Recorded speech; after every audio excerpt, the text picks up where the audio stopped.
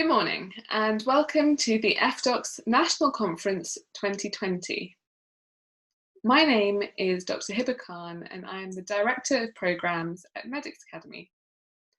FDocs is a programme of support for foundation doctors and final year medical students. And our technology gives you access to fantastic learning opportunities and, more importantly, enables flexible learning.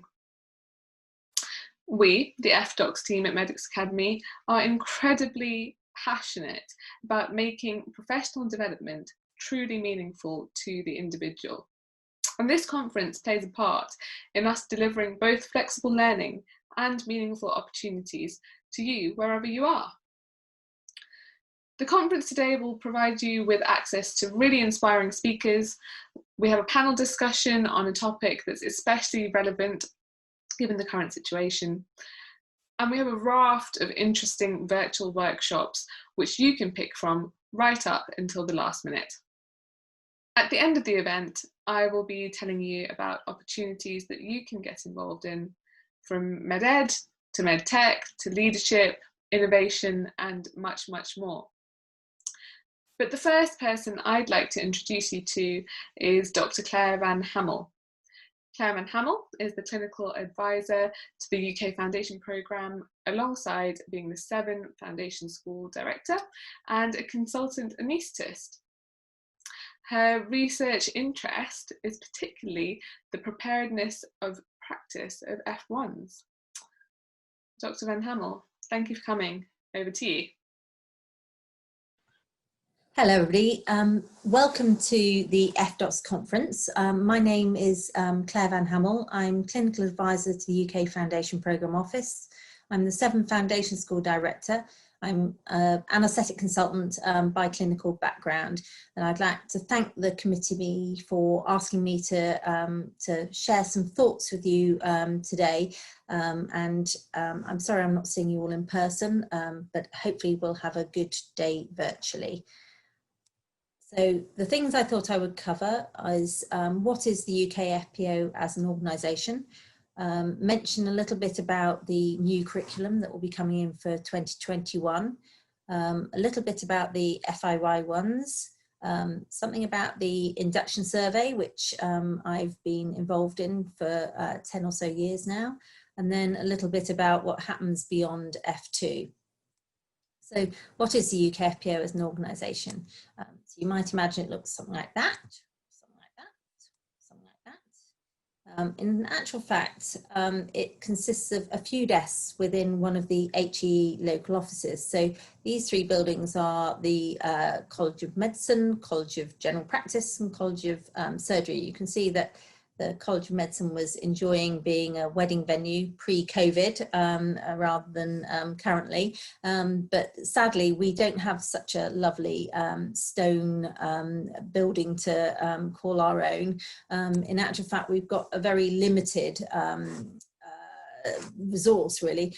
So we've got 8 full-time staff members who are sort of office-based people. Then we've got 3 foundation school directors who have additional roles, and currently I'm one of them. And we've got 14,000 foundation doctors to look after. So you can see we've got a fairly limited central resource, but an awful lot of foundation doctors to try and support. So what do the UK FPO do? Well, one of their chief things is recruitment. So they recruit the F1s to the standard programmes and are also involved in recruiting the academic programmes. And last year there was the introduction of the psychiatry fellowships and also the priority programmes. So there were various different strands that were delivered at relatively short notice. All of those streams are going to continue, although the process to recruit them is going to be amended to try and make it basically work better for the candidates and for the schools who've advertised those posts. We also recruit the standalone foundation year 2 doctors.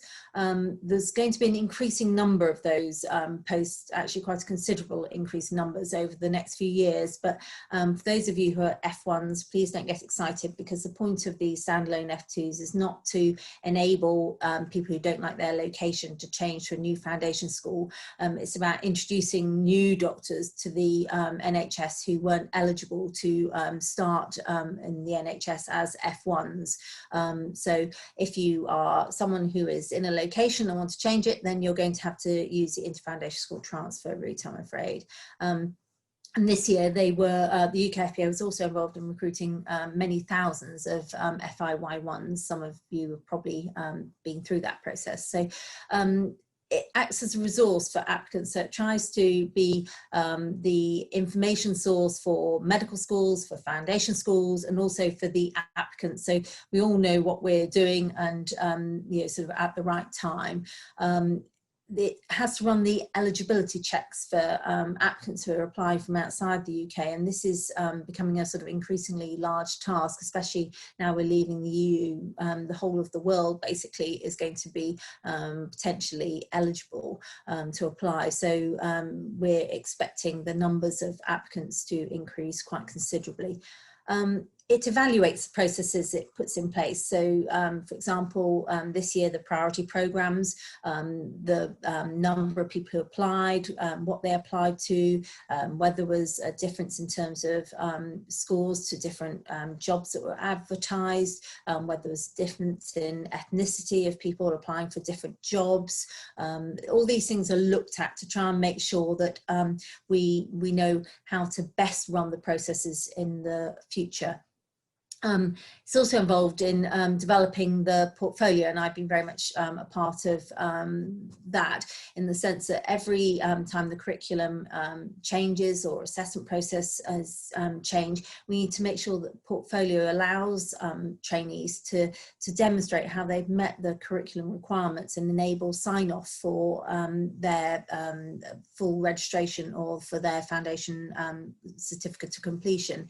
And say, I know everybody loves to hate the portfolio, but when I look back a few years ago at what we had, you know, sort of for trainees about 10 years ago, and everybody was wandering around with very large files of paper, actually it has been a really positive change, and as I think we sort of don't appreciate what we've got until we sort of look back and try and find evidence from people from a few years ago and realise that really it was very, very scanty. So it has enabled us to robustly demonstrate that our doctors are fit for purpose, if you like. The curriculum's developed with a large input from the UK FPO, but it's actually finally approved by the GMC. So as I say, it's not entirely just what the UK FPA wants in there. The GMC has a major steer in terms of what's included in the curriculum. The UK FPA is also aiming to increase the educational delivery for trainees and faculty, and it's sort of particularly pertinent with obviously everything having to be delivered online at the moment. But we had our first webinar, which was about how to use the portfolio, which was delivered by foundation doctors for foundation doctors last night. So some of you may have joined that, and we're hoping to deliver a lot more learning, which people can you know, sort of choose to watch in their own time over the next few months.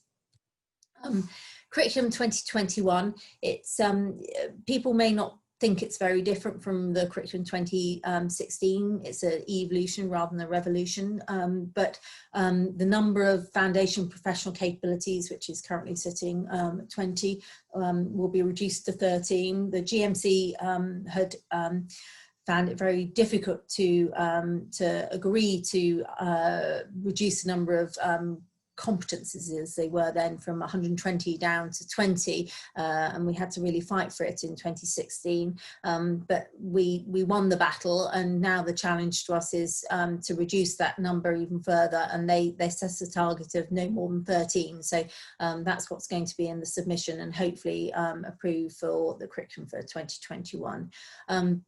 one of the things that has been included, which is sort of new this time, is the inclusion of core teaching modules. And these are core in the sense that they're going to be things that trainees are going to need to know in terms of their enabling them to understand the health service moving forward. So it's not about how to treat a heart attack, it's about genomics and stuff like that, stuff that you won't see in the ward or outpatients or wherever you happen to be working. And the aim is to get real sort of experts in the field to come and you know, sort of hopefully contribute to this teaching so that we can deliver it to everybody equitably, and that should be interesting moving forward. There's an increasing emphasis on mental health and chronic health. We've sort of increased the emphasis each time, but it's still clear from various sources that people feel less confident to look after people with mental health and chronic health problems compared to acute health problems. So we're trying to do our best to address that and really highlight the need for learning in those areas.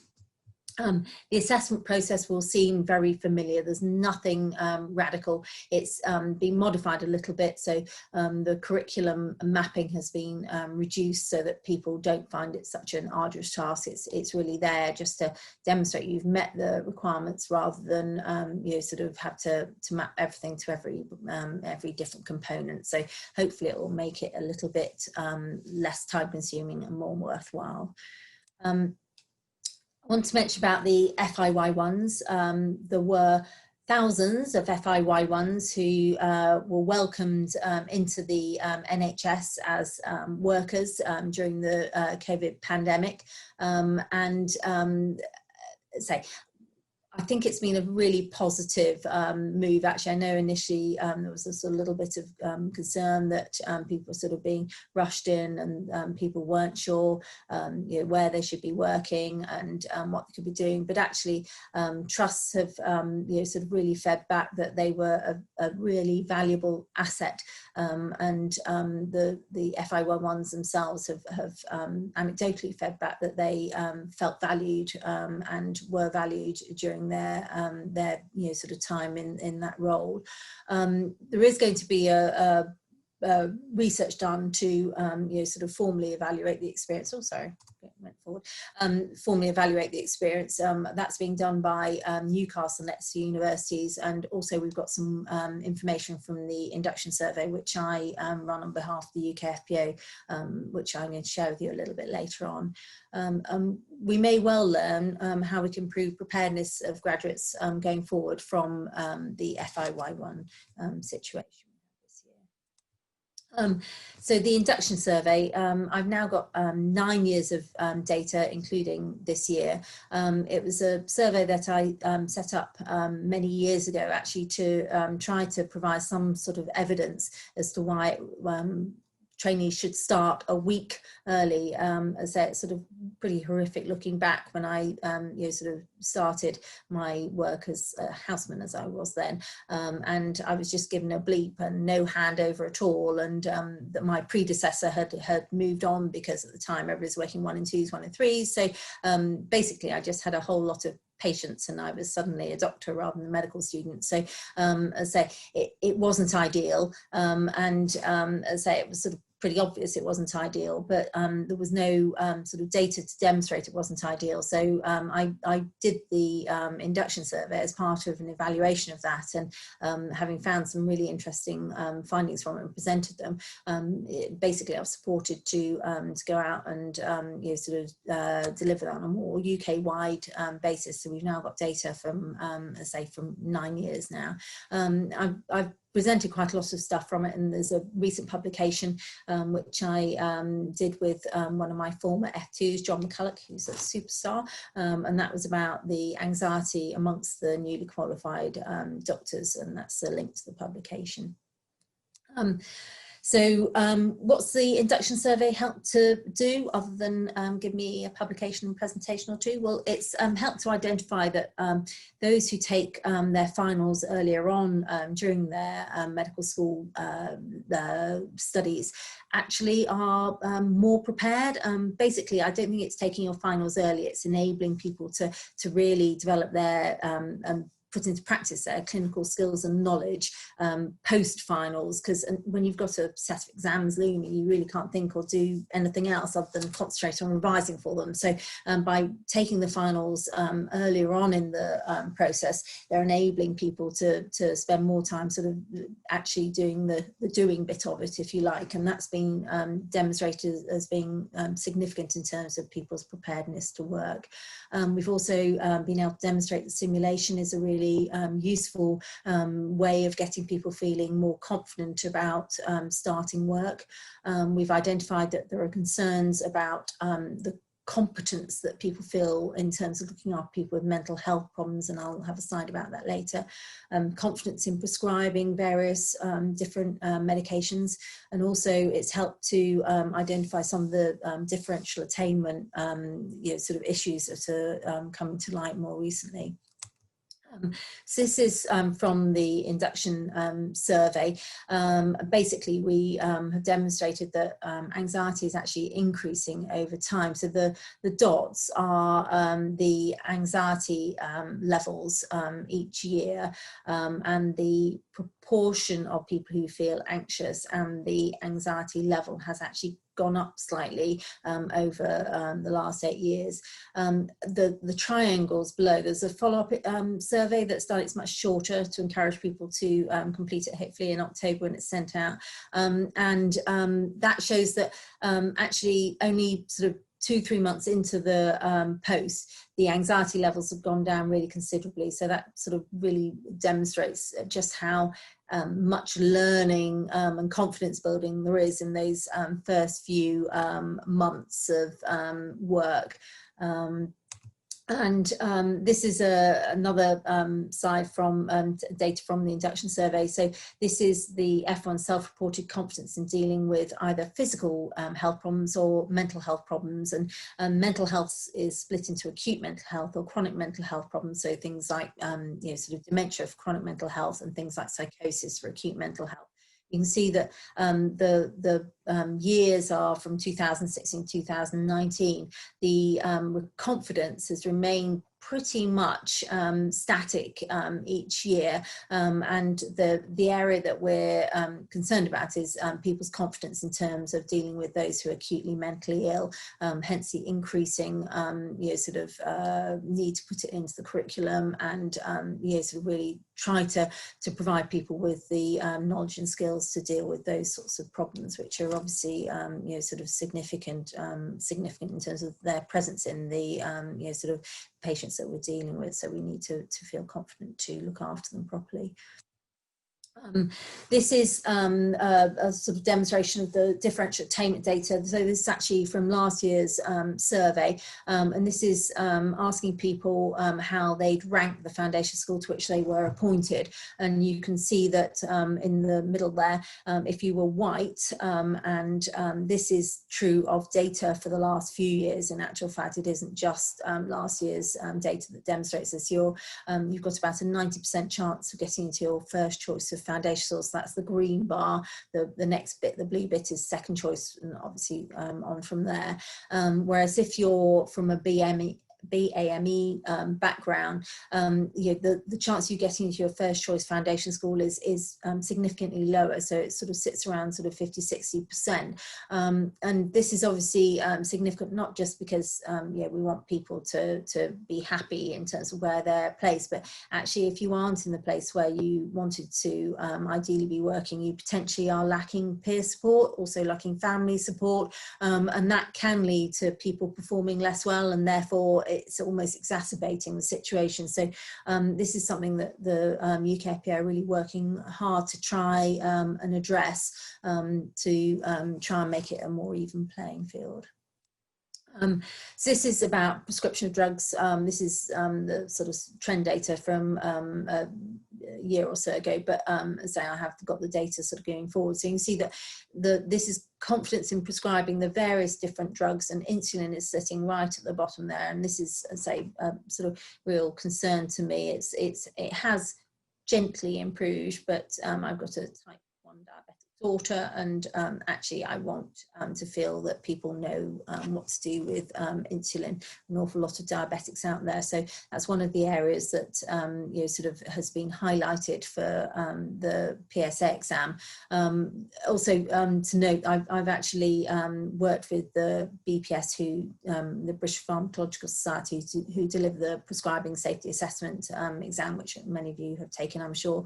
And there is a relationship in the sense that people who pass the PSA do feel more confident to prescribe the various drugs. So I mean, that's a good demonstration that actually if you sort of give someone the need to learn something, then you know, sort of hopefully the knowledge sticks and then can be put into practice.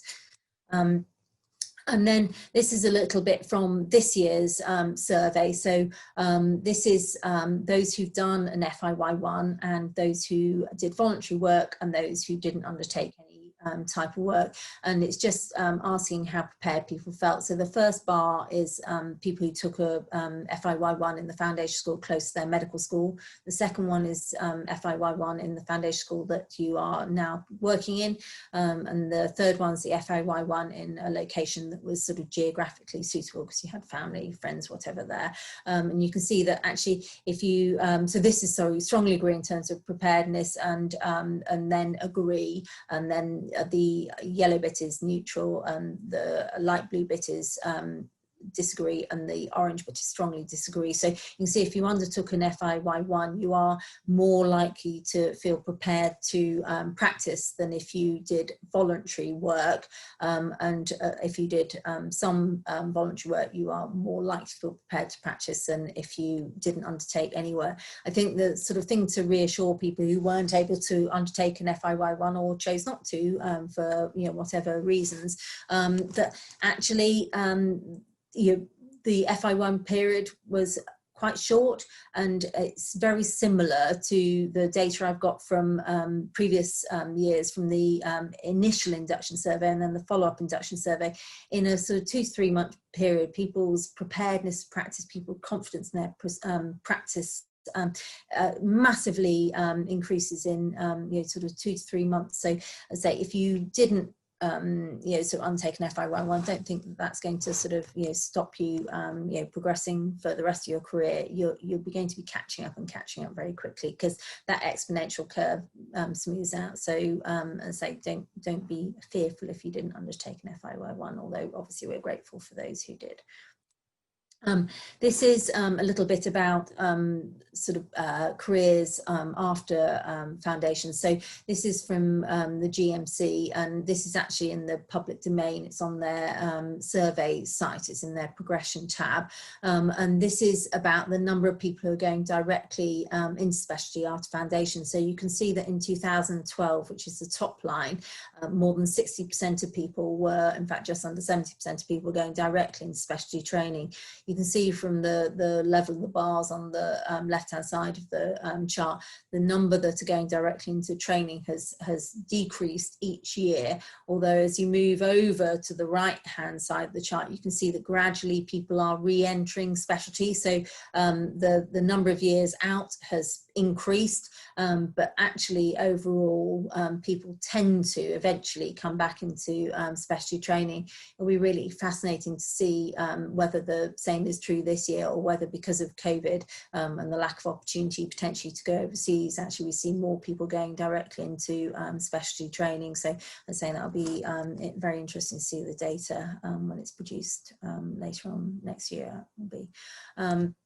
And then another slide, which is GMC data, which they've given me permission to share. And this looks just like I'm sort of sharing a pretty chart of different colours to paint my wall. But in reality, what it demonstrates is that people who sort of decide on a career are actually quite committed to that career. So people are very passionate about where they want to live. And we always sort of think geography is the big sort of driver, if you like, of people's sort of career choices. But actually, this demonstrates demonstrates that people who say, for instance, they want to go into anaesthetics, 95% of them, the first bar, which is obviously a very good specialty to choose, I have no bias at all, is sort of 95% of them will go into anaesthetics. You can see that actually as you look across it, they really are fairly solid bars. So actually, if you're very committed to a specialty, the likelihood of you staying in that specialty and gaining a post in that specialty is actually quite high, which is sort of reassuring, I think, for people who sort of might think that they don't stand a chance. But as I say, it's as I say, the vast majority of people do actually go into the specialty that they want to. And interesting, the sort of crossover, if you like, is quite limited. If you want to do anaesthetics, the likelihood of you, I don't know, becoming a surgeon is very, very small, for instance. So as I say, there is very limited crossover between the different specialties. Just some final thoughts from me. The National Foundation Doctors Presentation Day is a day that I've organised for about just over 10 years now.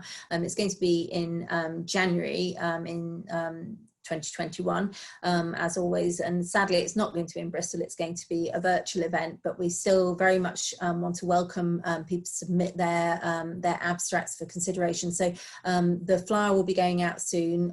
It will be open for abstracts, I believe, on October the 1st, and the window is relatively limited. People will be able to submit to either present for posters or for orals in various categories, and we really welcome those submissions from our current foundation doctors, so please look out for that flyer. We have a really fascinating keynote speaker called Bruce Hood, who's a research psychologist, and it's often on Radio 4, so I found him hard to pin down and get. He was tied up with the BBC last year, so he promised me he would do it in 2021, and he is, assuming nothing else occurs, he has been good to his promise and has said that he will be joining us. I just want to mention also about the UK FPA Leadership Fellows. We appoint 2 Leadership Fellows each year. This is the 3rd cohort we've got at the moment. So we've got Wasim and Charlotte Perry, and as I say, you may well see their names coming up in various places. They're both lovely, and sort of they're a good place to go if you've got things that you want to raise, you've got good ideas that you don't feel able to talk to a faculty yourself about. So as I say, sort of use Wasim and Charlotte as conduits if you want to. Just to sort of say, if you have a good idea, do sort of try and get support to get it from idea into practice. When I was sort of starting out, I used to think, oh, good idea, I must keep that to myself because I don't want anyone to steal it. Actually, if you don't work with people, it's really difficult to turn a good idea into an actual delivery of an idea. So as I say, don't be frightened to share. It's much more likely that you'll get something out of collaborating with people than if you try and do it on your own. And as I say, one final thought from me is that I would like to just sort of reflect on how lucky we are to be doctors. For sort of those of us who sort of have undertaken, or those of you who've undertaken, I'm obviously much too old to be an FIY1, but as I say, for those of you who were FIY1s, whilst it was probably stressful, exhilarating, all sorts of things, actually really nice to graduate with a sort of very certain career and a very certain job. We have a very privileged job. We're allowed to leave our houses, we're allowed to talk to people, we get to interact with people. So actually, as I say, we're in a much luckier place than an awful lot of other people are at the moment. So thank you very much indeed for listening. I hope you have a lovely day. And as I say, if anyone ever wants to contact me, my email is very easy to find, claire.vanhamel@he.nhs.uk. Happy to be contacted. Thank you very much, everybody. Thank you, Dr. Van Hamel. That was an incredibly informative talk. I didn't know that the UK FPA had 8 members of staff and that 4th year finals were evidence-based. If you want to ask Dr. Van Hamel questions, please do so via the FDocs Slack or tweet #FDocs. Our next speaker is Dr. Sarah Hallett. Sarah is the chair of the BMA UK Junior Doctors Committee, and she's also a paediatric junior doctor in London. She'll be talking to you about contracts, rota, pay, leave and more. Dr. Hallett, thank you. Over to you. Hi, I'm Sarah Hallett. I'm chair of the BMA UK Junior Doctors Committee, and I'm also a paediatric ST3 doctor in London. I'll show you some of the details of your contract in this talk and explain how the BMA can support you as you make your way through your medical career. So I'm going to aim to cover as much information as possible throughout this talk, but I'm always happy to answer questions afterwards. You can find me on Twitter, or alternatively, you can visit the BMA website or email our team of advisors who will be happy to help you. So what this talk will cover, as I've said, I'm going to try and cover as much as possible in this session and leave a bit of time for questions. I'm aware that we have a mix of attendees here from different nations, so I will try and flag where something in your junior doctor contract is specific to a particular nation, as they've gone different ways now. Largely though, the overall issues are the same, aside from a couple of key points. I'll also try and note as we go through where you might find things working a little differently at the moment due to the pandemic. We are still working in exceptional times, but your working and contractual rights are still important and should still be protected. So I'll be highlighting a few ways in which you can get help and assistance in the coming years of your career. So we'll cover a little bit about the contract as an F1, a bit about pay, working hours, rotas, work scheduling, exception reporting, rest, the all-important topic of being able to speak up. And as I've said, I'll cover a bit about COVID-19 as we go through as well. So I think it's important to try and define at the beginning what a trade union is, because that's the organisation which I represent, and it's the one that provides a lot of the backing and sort of the information that I'm going to be going through here. So hopefully lots of you are members of the BMA and aware of what a trade union is, but so at its very most basic level, a trade union is an organisation of members, a collective of members who are usually workers or employees, and it looks after their interests at work. And we do things like negotiate pay and contracts, we raise your concerns with your employers, we will represent you at disciplinaries and other meetings, and huge amounts more. So who are we as the BMA? So we are the Doctors' Trade Union and Professional Association. We're the voice of the medical profession. We represent all doctors and medical students locally and at national level on issues that can affect you, and we support you throughout your careers as well. So we're here if you experience any difficulties at work, if you need any individual career support, or even if you want to build on your professional development, we have resources to help with that as well. An important thing to note is that we're not an indemnity insurer or a medical defence organisation, and we don't deal with patient complaints, so you do need that cover in addition to what we are able to provide. So this slide I always try and include in these kinds of talks because I think it's really important to show how you as an individual fit into the structures of your trade union. And every single junior doctor in the UK fits into our structures. So you can see at the top there, we have junior doctors on the far left. So that's junior doctors working in trusts or boards.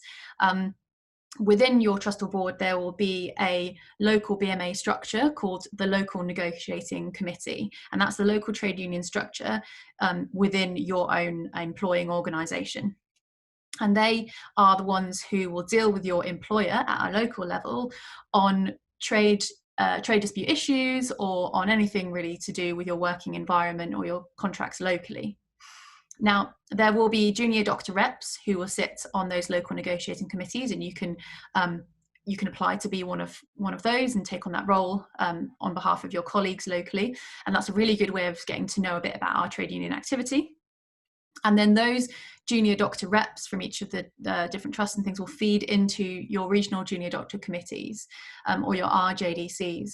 And again, the RJDCs are a really good place to start getting involved if you're interested in finding out more what's going on.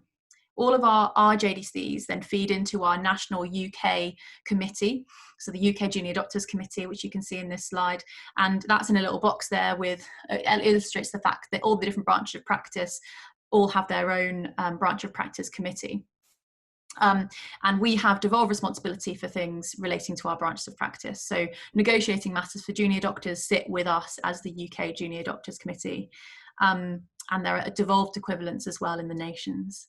And then there's lots of the parts of the BMA that we feed into. So the Policy Directorate, there are committees that deal with things like medical ethics, equality and diversity.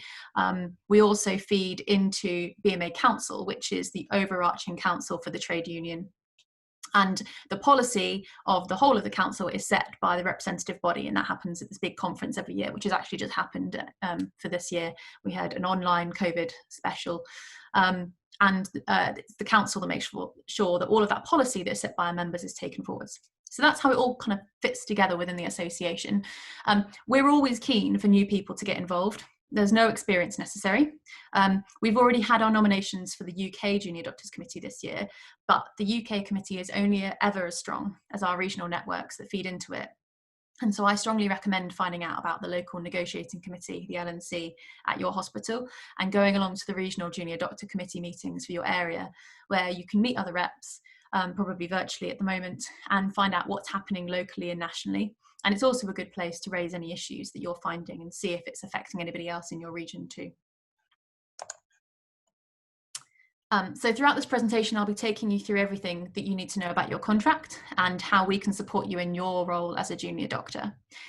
So starting with your salary, I'll start with your basic pay, a number of allowances that make up your actual salary, and I'll also talk you through example pay slip. I'll then guide you through the various different schedules covering annual leave, study leave, sick leave, and we can take a look at rotas as well. And finally, I'll show you a few things that will be useful to you throughout this first year of work and beyond in the foundation programme into your further training, where you can get support and how our teams and other teams can help. So looking now to your starting salary. So you may have heard that in June last year, the BMA secured a £90 million investment to enhance the 2016 contract terms and conditions in England. So a number of those improvements, well, most of those improvements have now come into place, and some of them will have had an impact on your kind of salary, even your first year.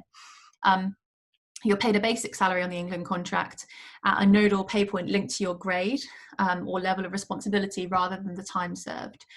There were initially 4 points on the nodal pay scale, but as of October of this year, 2020, there are 5 nodal points. The pay is front-loaded largely, which was at the request of the BMA, which means that more basic pay is given at earlier stages of your training, and there are various benefits for that. There's also more money for certain elements now of anti-social shifts, and that was something that came through in the most recent negotiations. So these are the salary points as of the 1st of October 2020. So each year the salary scales are reviewed by the Doctors and Dentists Review Body. And then they make a decision about whether they believe the government should increase the salary points with the cost of living rise, essentially. I could do a whole separate talk on the DDRB and pay uplifts. In short, the DDRB this year recommended 2.8%, which the government accepted and made some comments about it being related to COVID. For junior doctors in England, we have 2% every year for 4 years, or a combination of 8.2% over 4 years, as part of our contract deal last year. The government therefore maintains that with the other financial investment into the contract this year, the money invested into the junior doctor contract this year equates to about 3%. So that's the rationale for them, from their perspective, for not matching the 2.8% for junior doctors in England. Because of COVID, we feel somewhat differently. But like I said, this is a whole other talk that I could do. So these are the different stages of training and the different nodal points associated with them. So if you're an F1, you'll be on a basic salary of 28,243.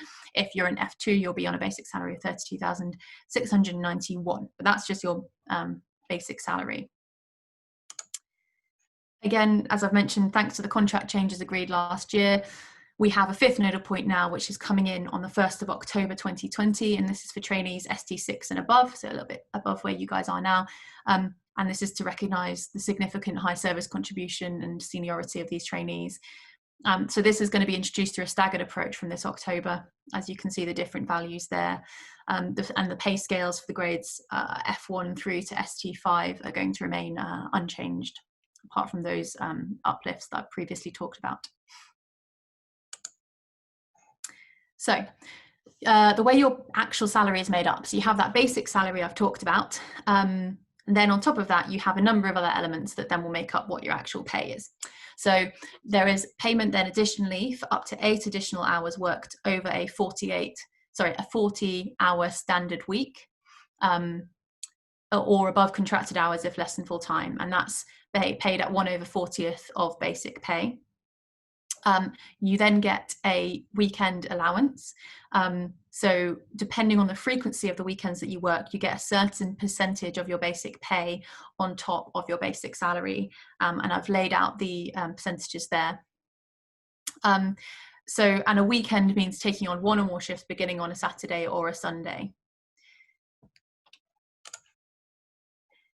And then if you're issued an on-call rota, which is where your employer requires you to be available to return to work or to give advice by phone, but you're not expected to be working on site for the whole period, you're given an on-call availability allowance.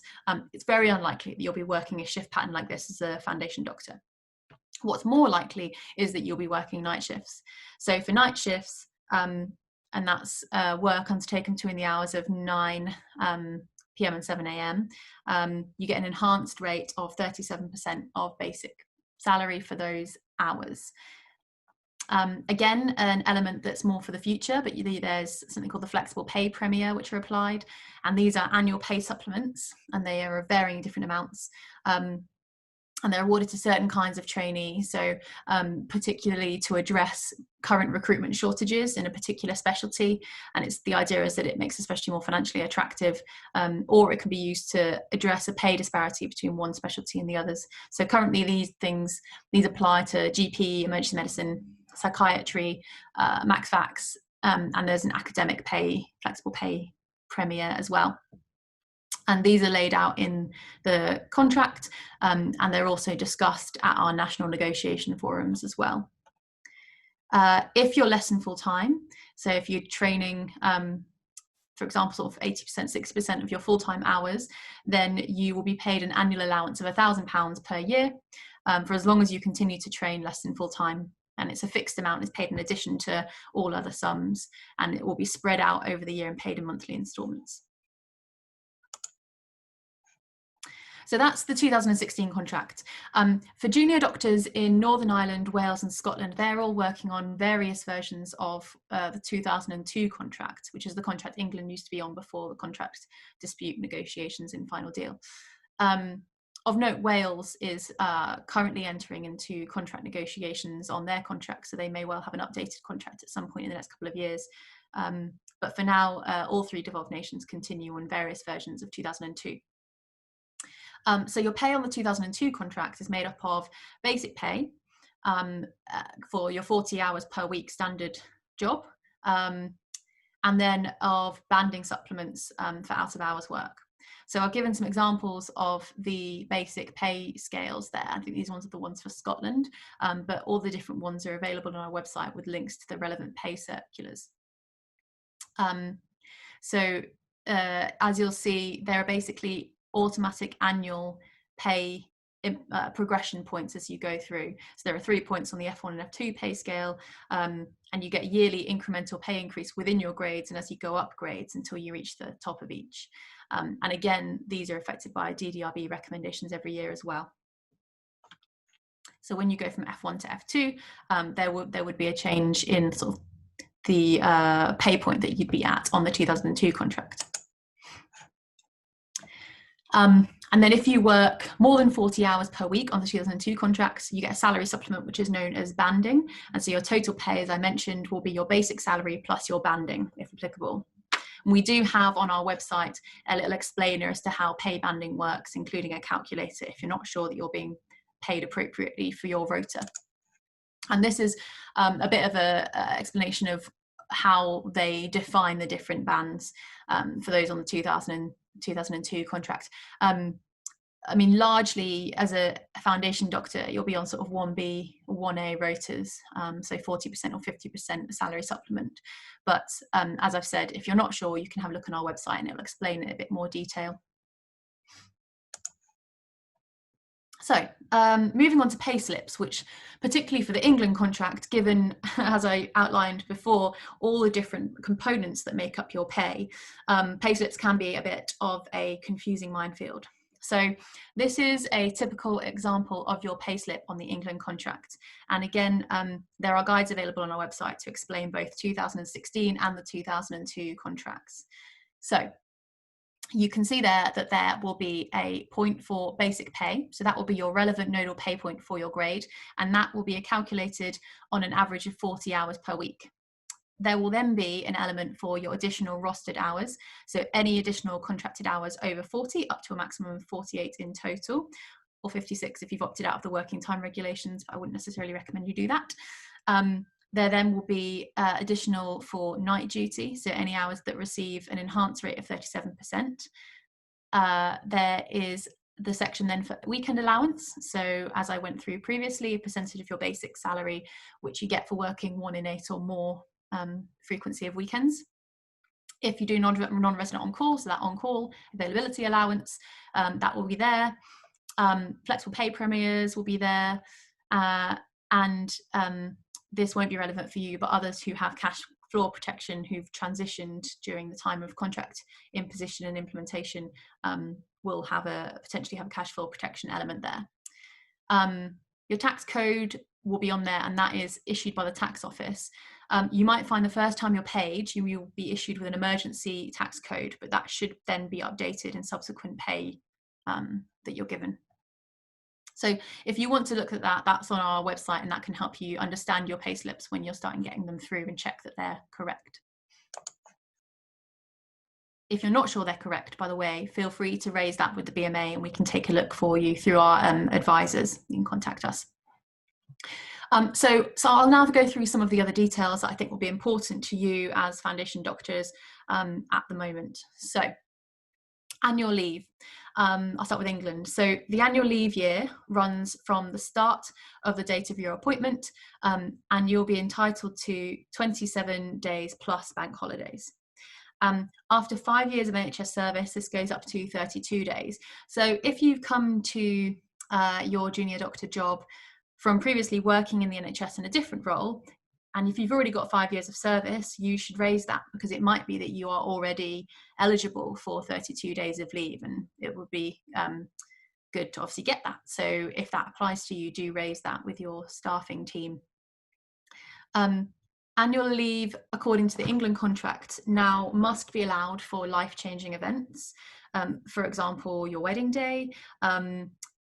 That said, it's not just limited to your wedding day. So one of the changes we've made recently is that it should basically, it's up to you of a definition of what is a life-changing event. So for these kinds of events, though, you should be given annual leave for these things. We've heard horror stories in the past of people being put on call for their wedding days, and that those days should have passed.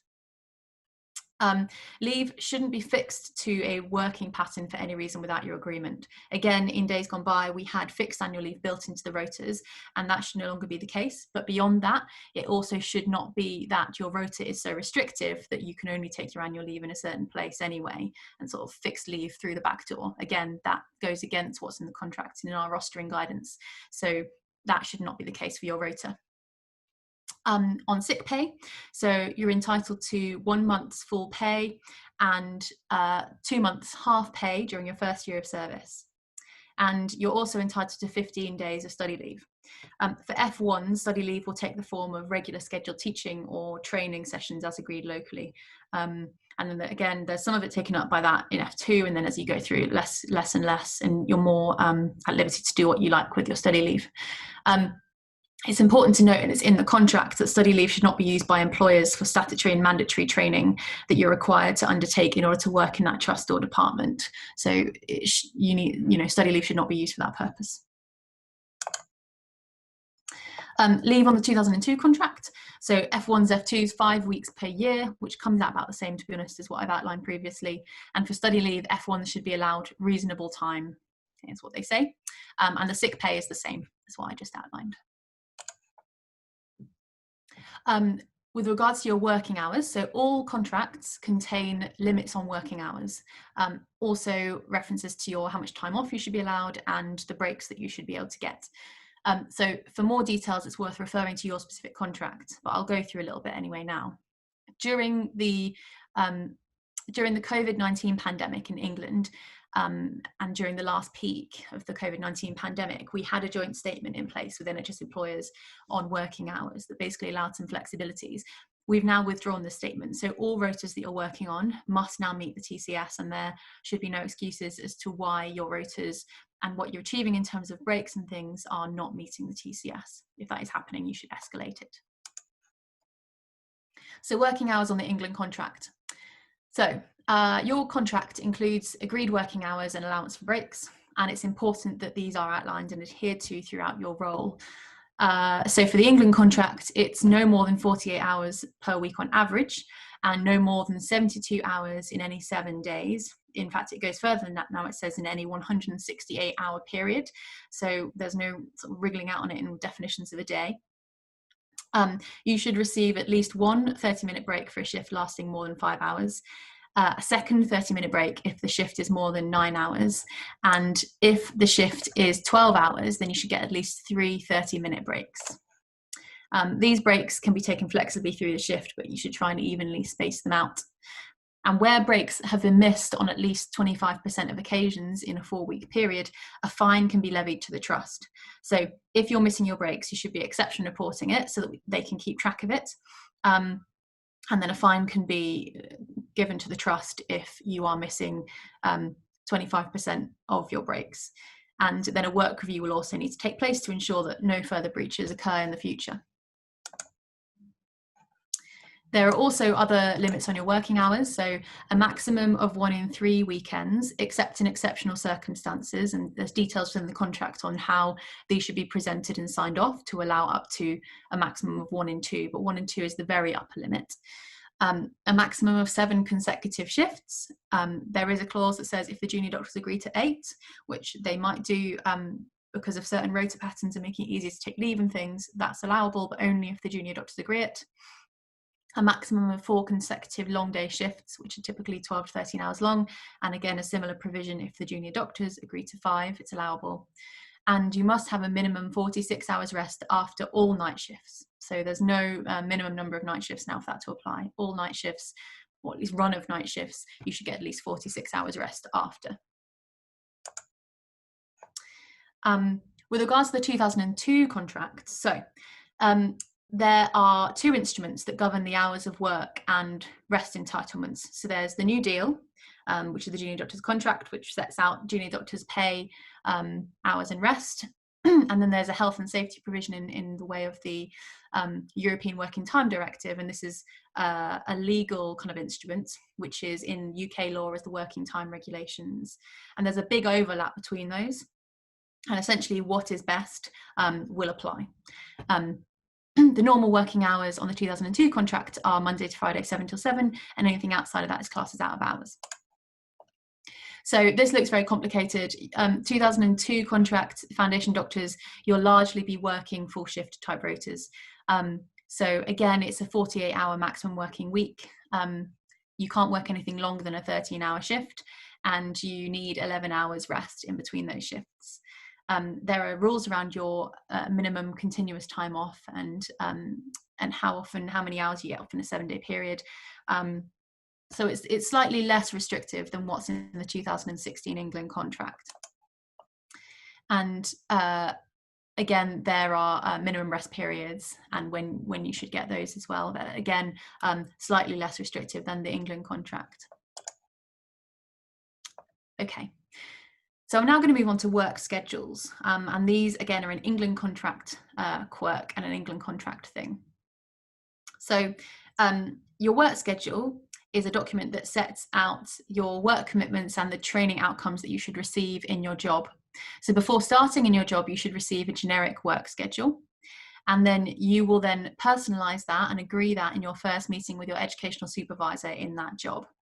So it should be a single source for all the information that you need, which includes your work commitments and training, details of your supervisors, your pay, your working hours, and the training you'll be doing, a copy of the rolling rota that you'll be working to, the name and contact details of your guardian of safe working, and also other useful contacts such as your clinical lead, your rota coordinator, medical workforce department.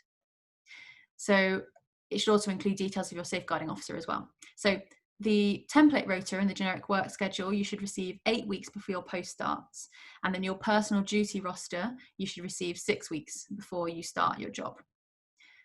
So this means you should be able to request leave when you receive a copy of your rota template, so then this can then be built into the final roster. If you have concerns about your work schedule or a risk to patient safety or your own safety, then you can organise a work schedule review, and I'll kind of come on to exception reporting and how to trigger this later. There's now a new thing within the contract that says that if you are unable to meet with the educational supervisor within 4 weeks of your start date in order to personalise your work schedule, you can now exception report if that does not happen. And you need to be released from clinical duties to ensure that you can meet your educational supervisor, whether they are on or off site and wherever they are, to ensure that can happen. It's worth noting that during the kind of issues we've had with things like recruitment over the last couple of months, this has impacted on when rotas have been provided. So you might have found that you got your rota a bit later than you were expecting for the last job as a direct result of the pandemic. Going forwards, we are trying to push to get back to these sort of timelines.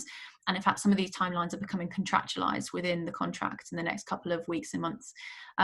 So hopefully this should be the case going forwards, but as with everything with the pandemic, a few things are slightly more difficult. And so some timelines may have been affected in recent months. Okay, so exception reporting. So exception reporting is essentially something that you can do it's an online tool to raise concerns where your work schedule is not reflecting the reality of what you're doing. And that can be in terms of either your working hours and your service provision or training. And so you can file an exception report to raise concerns about your working hours, if you're working late, if you're working without being able to get any breaks, or you can raise them to say that you don't think you're getting access to the educational opportunities that you should be, and as that are laid out in your either generic or personalised work schedule. If you're finding that any exception reports you're raising are not being addressed or resolved, you can speak to the BMA and you can open a case with us and we can help you with resolving that and following that through. So you should send the exception report as soon as you can, really, after the exception takes place, within a maximum of 14 days, or if you're making a claim for pay, within 7 days. So if this is a case where you've worked hours that you shouldn't have worked, you can either get that back as time in lieu, so toil, or you can get paid for those hours. So 7 days if you're looking to get a payment for those. So ideally the problem will then be resolved quickly within the trust. They can look at whether adjustment is needed to the work schedule, and a copy also goes to the Guardian of Safe Working Hours. So they can look for any overarching problems with rotas or with work intensity, and they can see that in real time within the trust and keep an eye on that. If it's a training issue, a copy also goes to the Director of Medical Education, and likewise they can then see if there's any issues with training in the trust and respond to that in a timely fashion to ensure that you get the training you need. If you have any immediate safety concerns, there are a number of steps you can go through this process. So discuss with the clinician who's responsible with that service, confirm the fact that you're concerned and send an exception report electronically on that. And that clinician who's in charge needs to take immediate action. And then you will then have a report that will go to the clinical supervisor for you and the Guardian within 24 hours, and further action has to be taken. This is this whole process should really be seen as an audit tool. It shouldn't be punitive. It shouldn't be seen as being something negative for the trust. This should be seen as a positive audit tool so that problems can be picked up and so that doctor and patient safety can be improved. So there are 3 kind of easy steps to think of it. You should have been given access to reporting online software. So you should be able to just access that reporting software really easily, sending that report as soon as possible, and then you should get some feedback as to what the next steps are. This can be somewhat confusing, and there are flowcharts and spreadsheets available on the BMA website or the employer's website which sets out the different stages that should happen when you raise a concern. But essentially the basics are, if it varies from your work schedule, or you're working more hours or without breaks than you should be, or you're not meeting the educational things that you're expecting to, pop in an exception report and then it will be actioned. Some of the breaches that occur as well may also attract a fine for the trust, as I mentioned previously about breaks. Some of that fine money comes back to the individual, and some of it goes into a pot that the Junior Doctors Forum holds onto and decides what to do, and they spend that on things that are beneficial to junior doctors in the trust. There is this role who's kind of wrapped up in a lot of this work and was new on the 2016 contract in England, called the Guardian of Safe Working. So the Guardian of Safe Working Hours provides an independent scrutiny and accountability to the internal trust mechanisms to ensure that junior doctors work safely. So they oversee the process of ensuring safe working hours for junior doctors. And all organisations who employ or host 10 or more trainees are required to appoint a guardian. And those who have fewer, such as GP practices, have to have one available through another NHS organisation. So they review all the exception reports submitted in the trust, and they oversee work schedule reviews and also any equality and diversity issues, and then they report back to the board internally. And they must report quarterly to the board and also to the local negotiating committee, so the trade union committee within the trust. They're the ones that oversee the fines being levied on the trust, and they also are heavily involved in the organisation of the junior doctor forums as well within the trust. Okay, so then the 2002 contract. So the way that the junior doctor contract or the junior doctor rotas in the 2002 contract are maintained and the way that they ensure the banding is accurate is through a process called monitoring. And this is also to check that that particular job is compliant with the new deal limits on the contracted hours, the hours worked if you're getting your break. Normally it takes place twice a year. It was put on hold during COVID, but it is being reintroduced again now in the devolved nations. And it's compulsory both for the employer and the employee to take part in. As I've said, it's been slightly affected by COVID, but it should now be coming back in if you are on the 2002 contract. And then again, with regards to banding and with regards to monitoring, if there is a dispute over the outcome of monitoring, you can have something called a banding appeal, which is to sort out a dispute between junior doctors and their employer about the correct banding of that rota. And it's used if sort of informal discussions have not resolved the issue. And it can be due to banding and rota not correlating, or rota gaps, or problems with breaks. And it has to be convened as soon as possible, and preferably when the junior doctors affected is still in post. Again, these have been somewhat impacted by the pandemic, but they should, with monitoring starting going again, these should also be in the same situation. Okay, now moving on to your training. And obviously, so training is part of what makes us junior doctors. It's one of the key elements that comes through in our job roles, and what sets us apart, I think, from sometimes other parts of the profession. So your trust, your employer, is commissioned via the education bodies, different ones for the devolved nations, and the various different nations, and they are commissioned by those education bodies to provide your training. So your training is governed by a system that exists both in your trust and then beyond your trust as well. So in your trust, you have your educational supervisor, who you'll obviously deal with on a day-to-day basis, and who will do your personal meetings. There will also be a foundation programme lead, and as mentioned before, there'll be a guardian of safe working and a director of medical education who will oversee all of the postgraduate training within your trust or board. At a deanery level, there will be a foundation programme director who will oversee all the foundation trainees in your particular area, and a postgraduate dean who is responsible for all of the postgraduate trainees in your region, in your deanery. And then at a national level, your health education body is responsible and is commissioned to deliver your training, and the General Medical Council oversees and essentially quality assures training.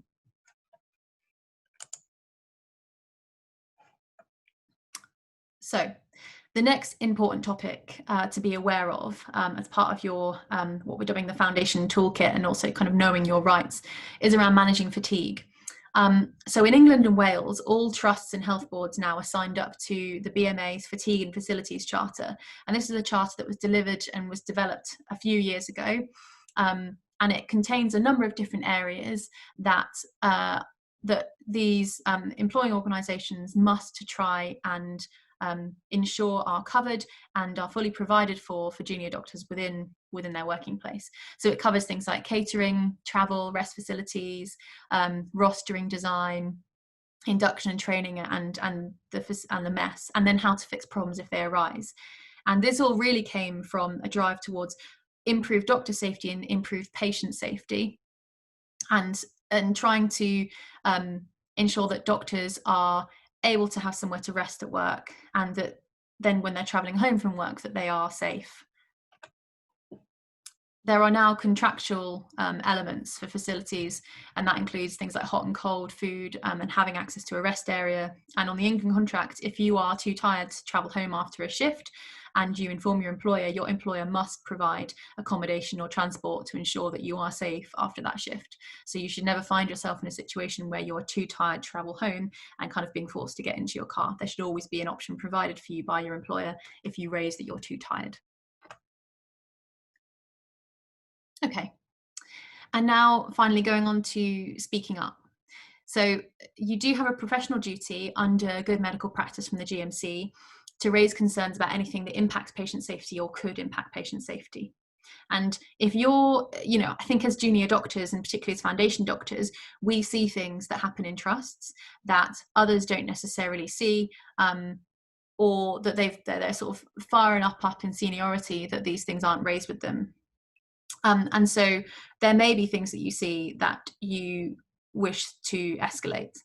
If you're not sure whether or not to raise a concern on something that you've witnessed or a party to, there is a helpful flowchart on the GMC website which can help you decide whether or not to raise this or act on those concerns. And if helpful, I can post a link to that after this. There will be a raising concerns policy from your employer, and it's always helpful to keep your own personal written records of any kind of concerns that you're raising.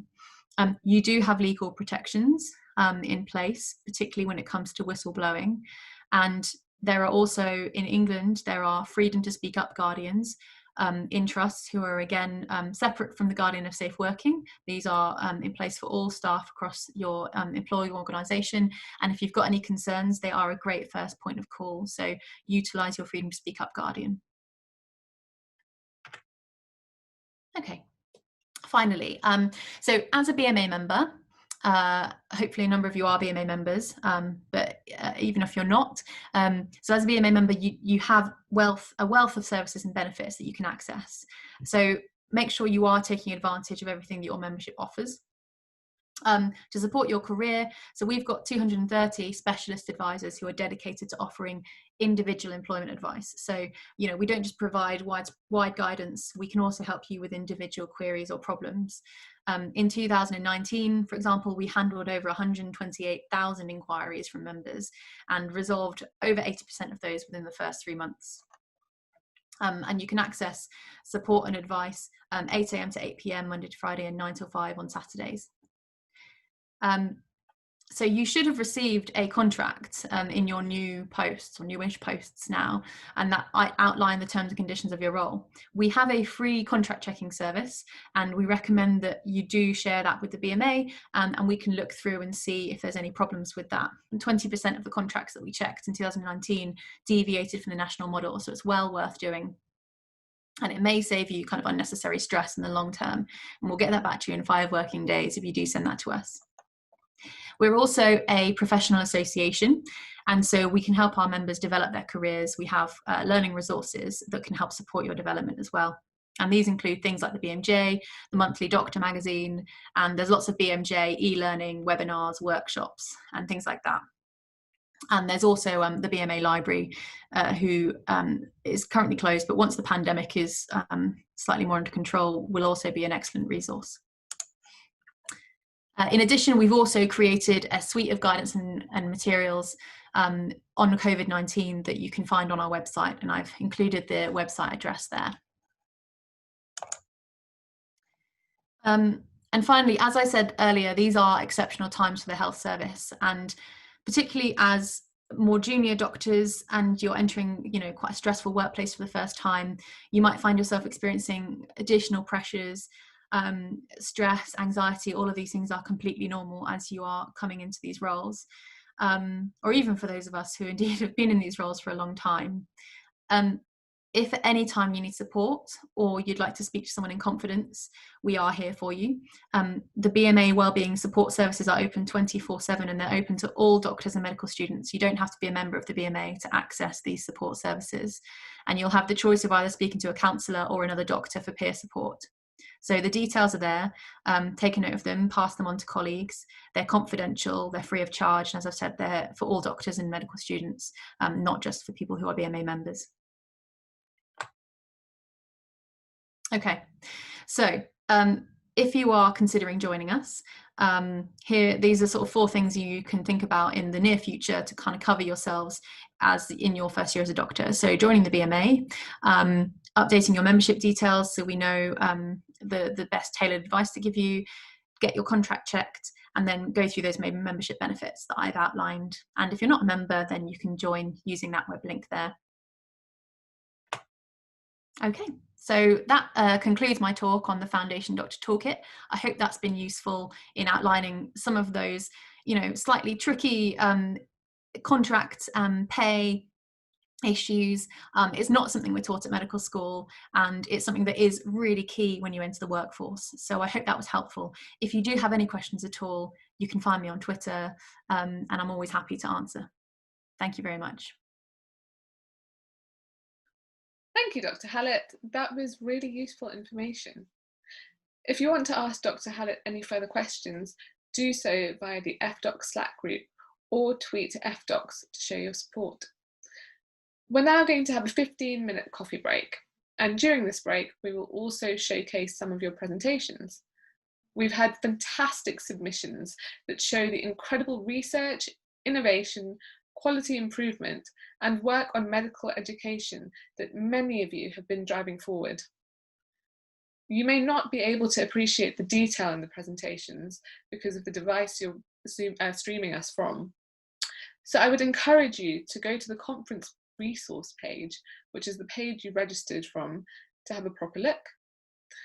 Following on from this, we will hear from Dr. Henrietta Hughes from the National Guardian's office, so be sure to stick around.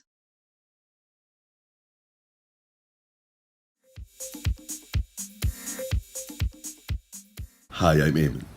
And I'm Alistair. We're a national society with a 13-member committee based all over the country from Edinburgh to Exeter. We exist to promote and create simulated educational experiences.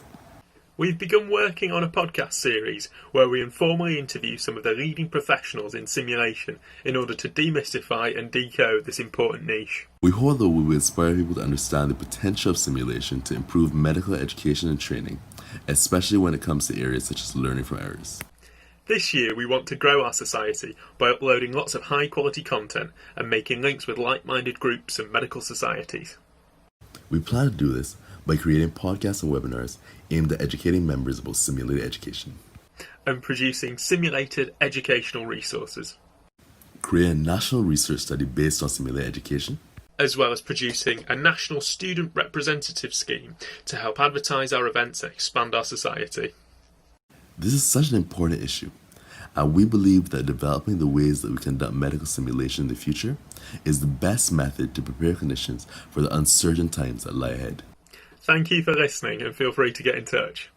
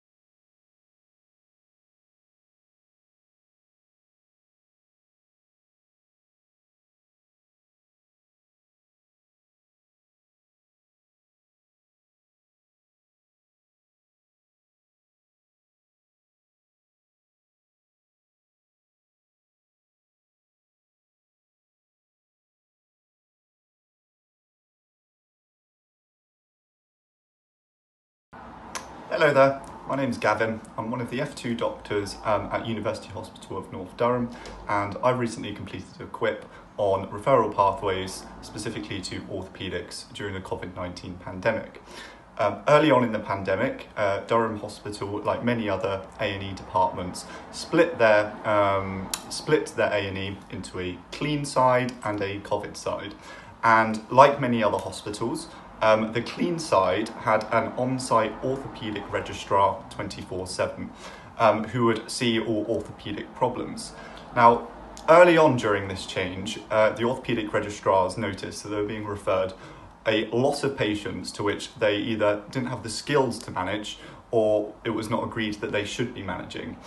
This caused a lot of issues with patient waiting times, staff morale, and just general happiness with the system. So I set about and I spoke to another registrar and I said if there was anything that we could do to fix this and hopefully turn it into a QIP. So over 3 cycles of data collection, we were able to reduce the amount of inappropriate referrals down from 39% to 0%. And we also cut the waiting time, we cut the amount of time patients spent in the department in half, so from approximately 130 minutes to 65 minutes. This was over 3 cycles of data collection, as I said, and 3 cycles of intervention. The interventions included clarifying the referral pathways with senior members of staff from A&E, orthopaedics, plastic surgery, implementing a poster in throughout the multi-specialty area that conducted these assessments, and doing staff teaching on the wards daily at morning meetings to ensure that everyone was on the same page. We believe that this was a successful QIP that I would absolutely love to share nationally at the Foundation conference. Thank you very much.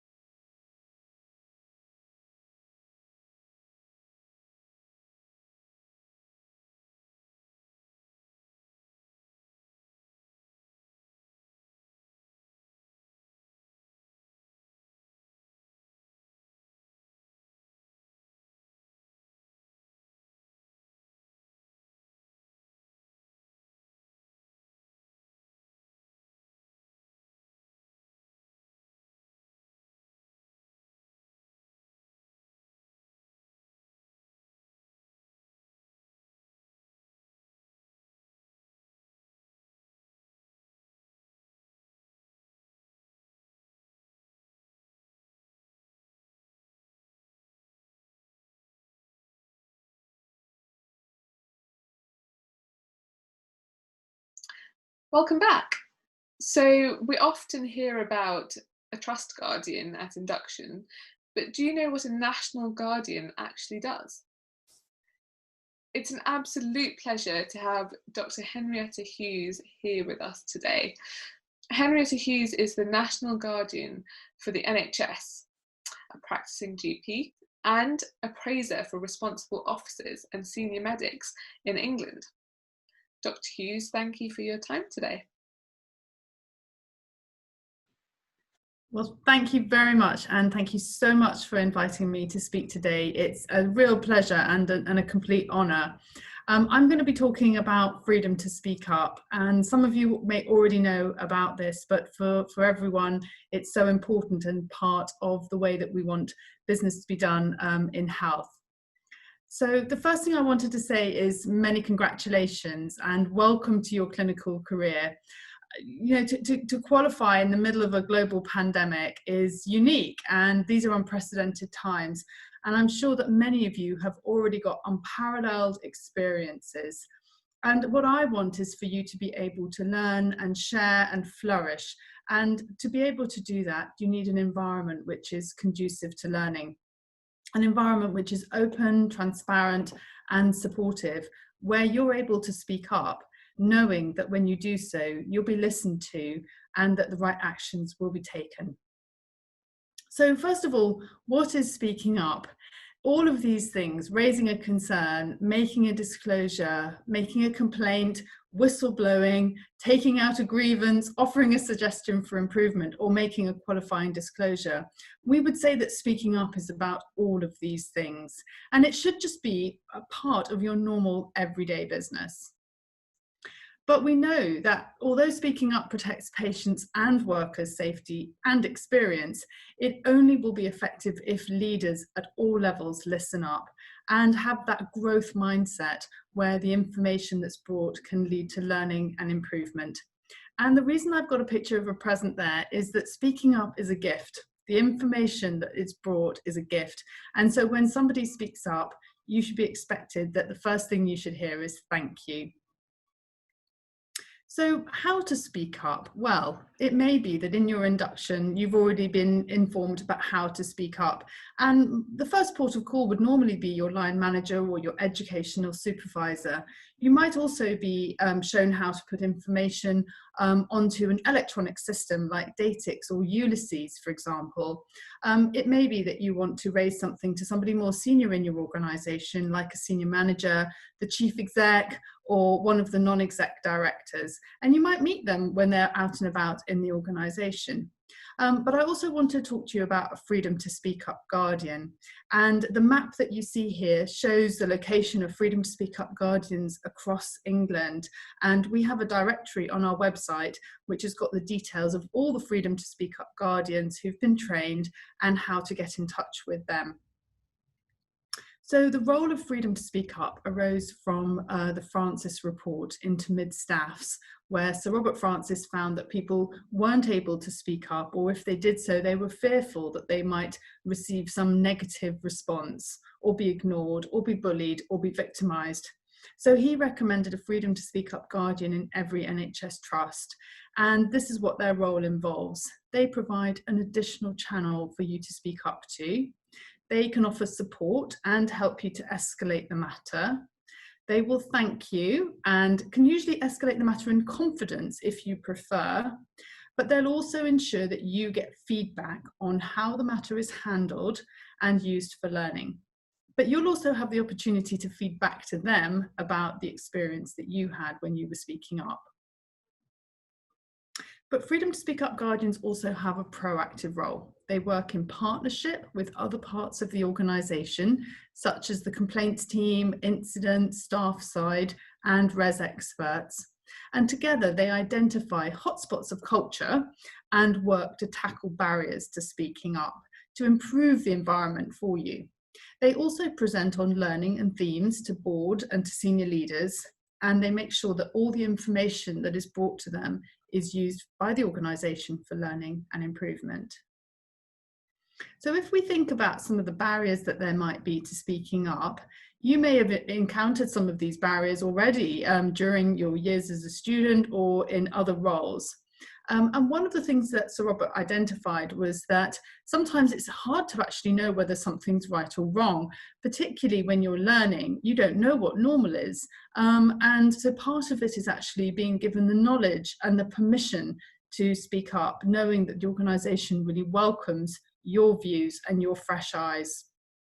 And then the system for raising a concern may be complex. I remember talking to a junior doctor once who said, well, when I try to put something onto Datix, the first question I get asked is, what division do you work in? I don't know which division I work in, so I couldn't go any further. So we know that systems in themselves can act as a barrier. But also sometimes the process can feel complex and difficult. It can actually act as a barrier in itself, particularly if you're told you have to put something in writing or you need to do it in a particular way. And you may be doing a different shift when the people who you need to speak to aren't actually available. Hierarchy can act as a barrier, and it's sometimes difficult to speak truth to power because people who are in positions of power and high up in the organisation don't actually recognise how that power actually silences truth. And then for some groups who feel more vulnerable, and I would say that anyone who's reliant on somebody else, for example, to sign off their training, or people who are in a role where they may feel that they don't have that status or power in the organisation, may also be more vulnerable and less likely to speak up. So when we come to the third thing about examining the facts, we know that sometimes investigations aren't done in a timely or independent way.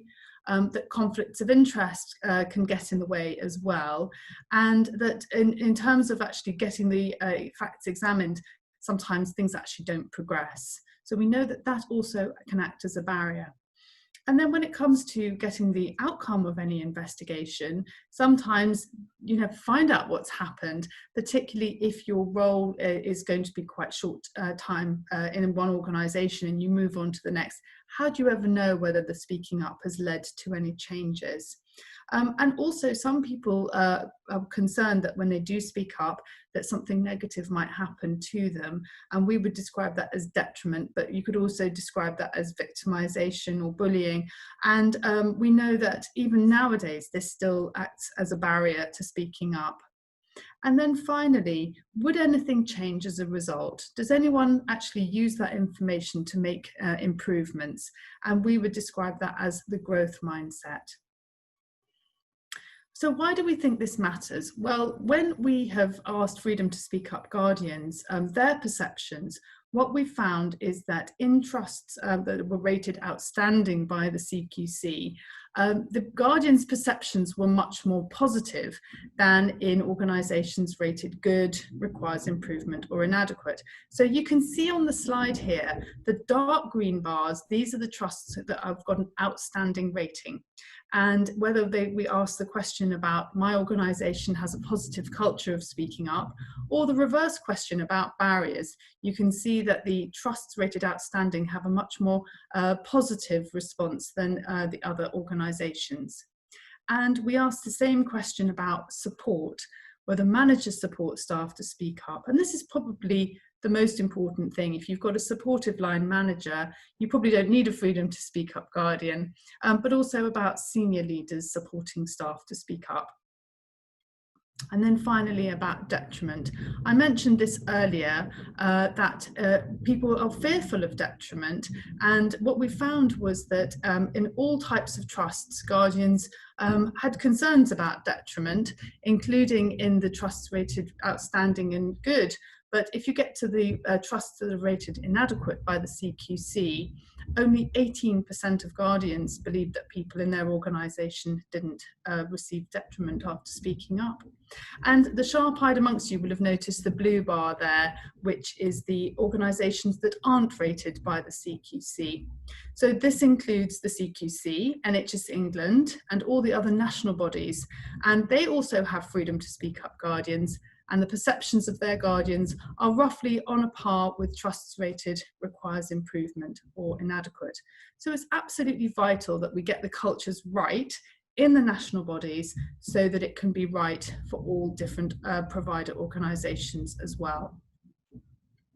So how do we measure the speaking up culture? Well, some people love numbers and some people love stories, and we have both. So in terms of data, we have the speaking up data, and I'll be talking about that in a minute. We also have from the NHS annual staff survey, something called the Freedom to Speak Up Index, which focuses on the questions that we get asked particularly about speaking up. And then there's a system called the Model Hospital, where all of this information is brought together on a culture and leadership page. So thinking about speaking up data, in the financial year 2018-19, there were over 12,000 cases brought to Freedom to Speak Up guardians. And around about 41% of those cases had an element of bullying and harassment in them.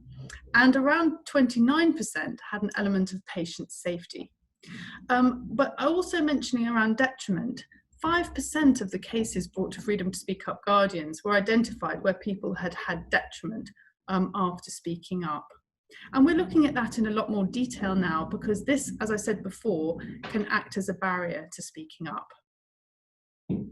So going on to the Freedom to Speak Up Index, this is a metric that we've devised, taking questions from this NHS annual staff survey about whether people feel encouraged, supported, and knowledgeable to speak up, but also whether they believe they would be treated fairly if they were involved in an error, near miss, or incident.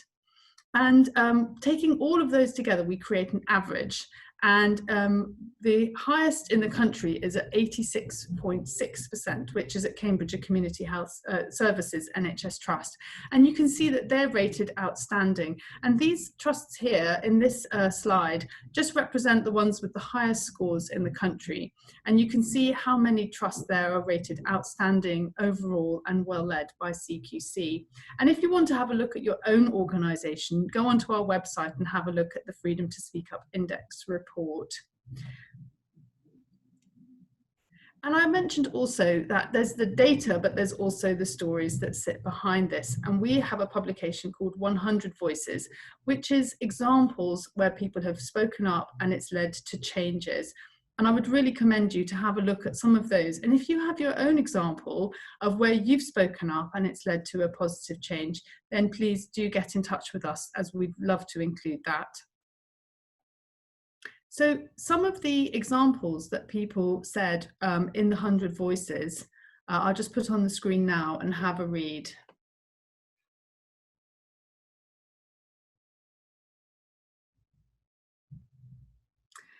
And these are how people felt when they knew that there was something they wanted to speak up about, but they really weren't sure how to go about it.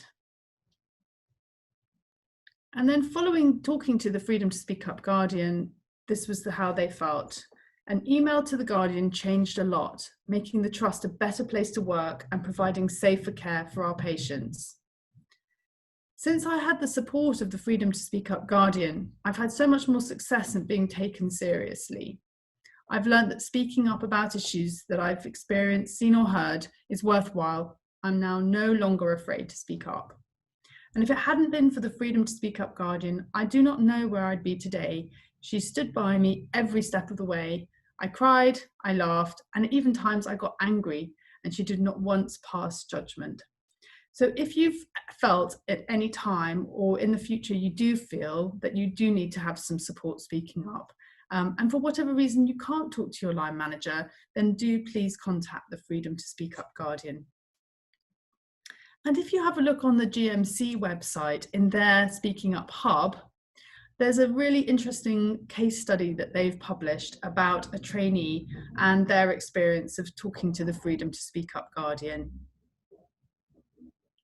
So when I think about what's wrong with the culture in the NHS, I think there are a number of things that we need to address. Bullying behaviours, conflicts of interest, as I've mentioned, inequality, and I would really commend you to have a look at the Workforce Race Equality Standard, a focus on targets, competition, workarounds, and I'll give you an example of a workaround that I came across. I was doing some work with a trust in London in my previous role when I was a medical director at NHS England, and I found that the junior doctors in A&E weren't using the blood gas machine in A&E. They were going up to paediatric ITU, down a few corridors, up some sets of stairs. And I asked them, why are you using the blood gas machine in paediatric ITU? And what they said was, oh, the one in A&E is broken. I was like, oh, okay, that's interesting. So I asked the managers in A&E, how long has the machine been broken for? And they told me 2 years. So if you think about how many rotations of foundation doctors and other juniors working in A&E had passed the legend on to each other, the machine is broken, use the one in paediatric ITU, created a workaround, but it wasn't a sustainable or an effective way. And by highlighting this and actually bringing it to the attention of the organisation, it meant that the machine got fixed and it was better for everybody. And then entrenched views. We know that sometimes when people have been doing something for a long period of time, they get a very entrenched viewpoint about it. And your role coming into an organisation with fresh eyes can sometimes unlock problems that have been there for a while. But it might be difficult for you to actually bring those to the attention when you think this is the way this has always been done. What can I contribute? And as I said before, if for whatever reason you can't speak to your manager about it or your educational supervisor, or you've tried and nothing's really happened, then please do contact your guardian. And then rivalry. We know that rivalry between organisations or within departments can have a really negative impact on patient outcomes. So what would we like it to look like? Well, we'd like it so that everybody's open to ideas and suggestions, and we'll use these for a growth mindset for learning and improvement. That whenever you speak up, the first thing someone will say is thank you, because you're bringing them the gift of information. That there will be a just culture where people feel that they are able to work in a psychologically safe environment, and that we have compassion to ourselves, we have compassion to our colleagues as well as to our patients and service users. And if you haven't come across Civility Saves Lives, I would really commend you to visit their website. This is an organisation who look at the impact of rudeness and bullying on cognitive function, and show how important it is that we're able to work in an environment which is not only civil, but also supports each other. And I've put a picture of a window here to represent transparency.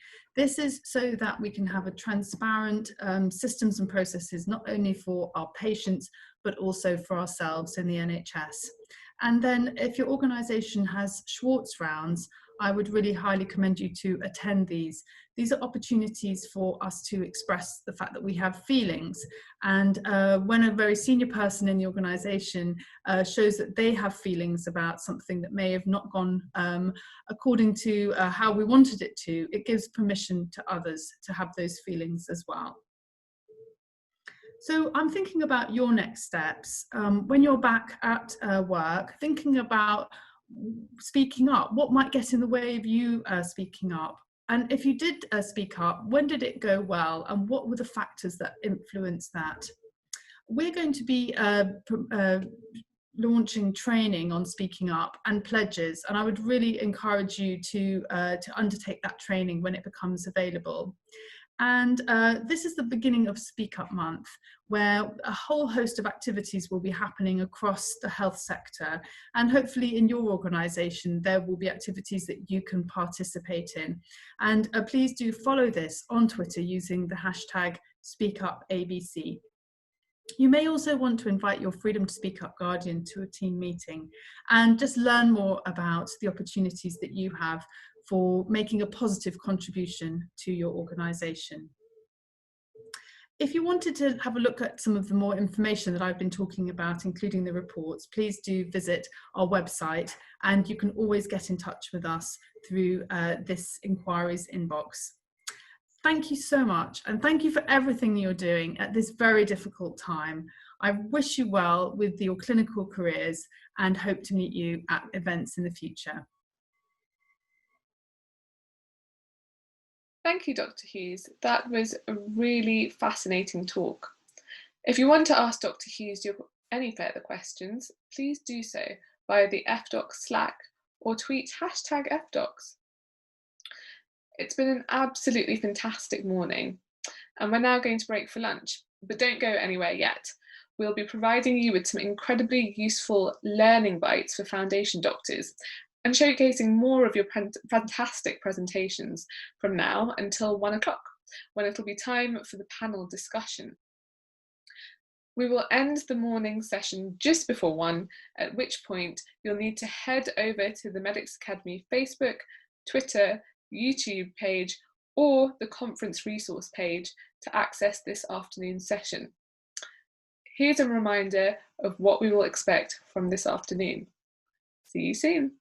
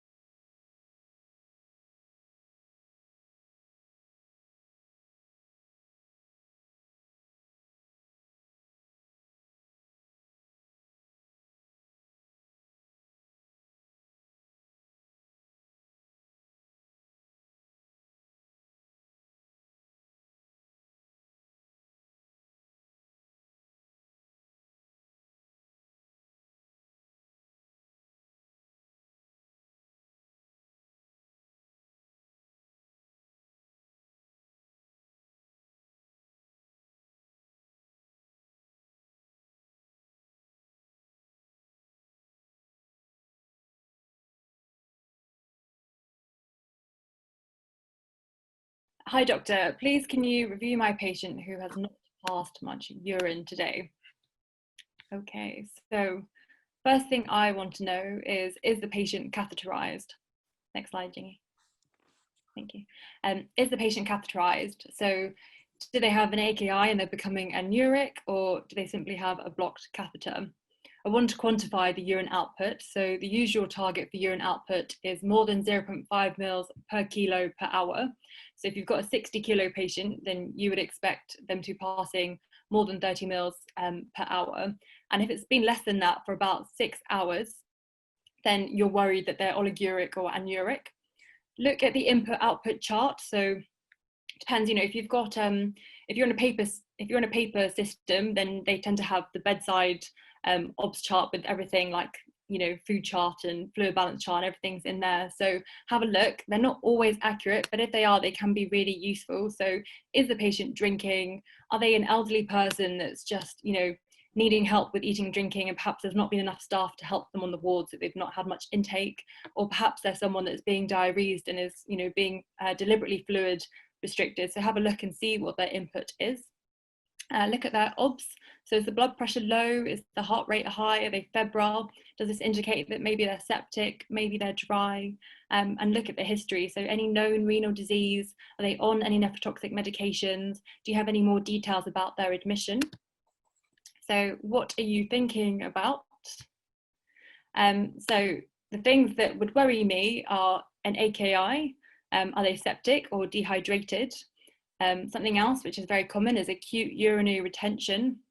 So they have an obstruction. And then common things are common. It could just be a blocked catheter, which is a simple fix.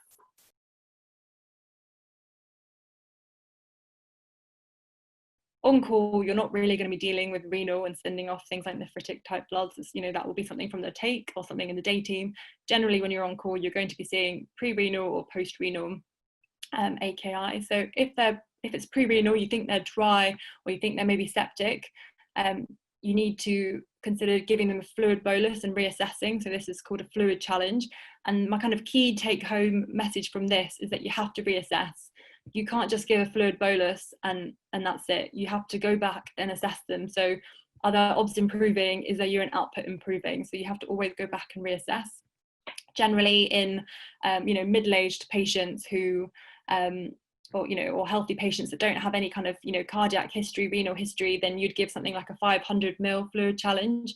But if there's someone that's a bit elderly, a bit frail, has a cardiac history, then I would start with something like a 250 ml bolus. And if they're not responding to that initial bolus, that is when it's time to definitely escalate to your senior to let them know that you've got someone that's not initially responding to a fluid challenge. So to bear that in mind. For the post-renal, so if they're obstructed, then this patient's going to need things like an ultrasound KUB. Next slide, thank you. So like I said, the management really does depend on the cause. If someone's got an AKI, you always need to do a urine dip, consider sending off an MSU, make sure that you monitor the urine output. Very difficult on the wards to monitor urine output without a catheter in, so it really kind of does depend on your trust. Look at their drug chart, look at what you need to modify, look at what flows they've got prescribed, and if they do have an AKI, like stage 3 AKI, then they definitely need renal input, and that's obviously you need to be getting your seniors involved at that stage. And then the final bit on this, so just any red flags immediately need to be escalated. So I'm sure you know them all. So if they're acidotic, pulmonary edema, hyperkalemia, or any kind of uremic complications, then they definitely need to be escalated because you're very worried about that patient.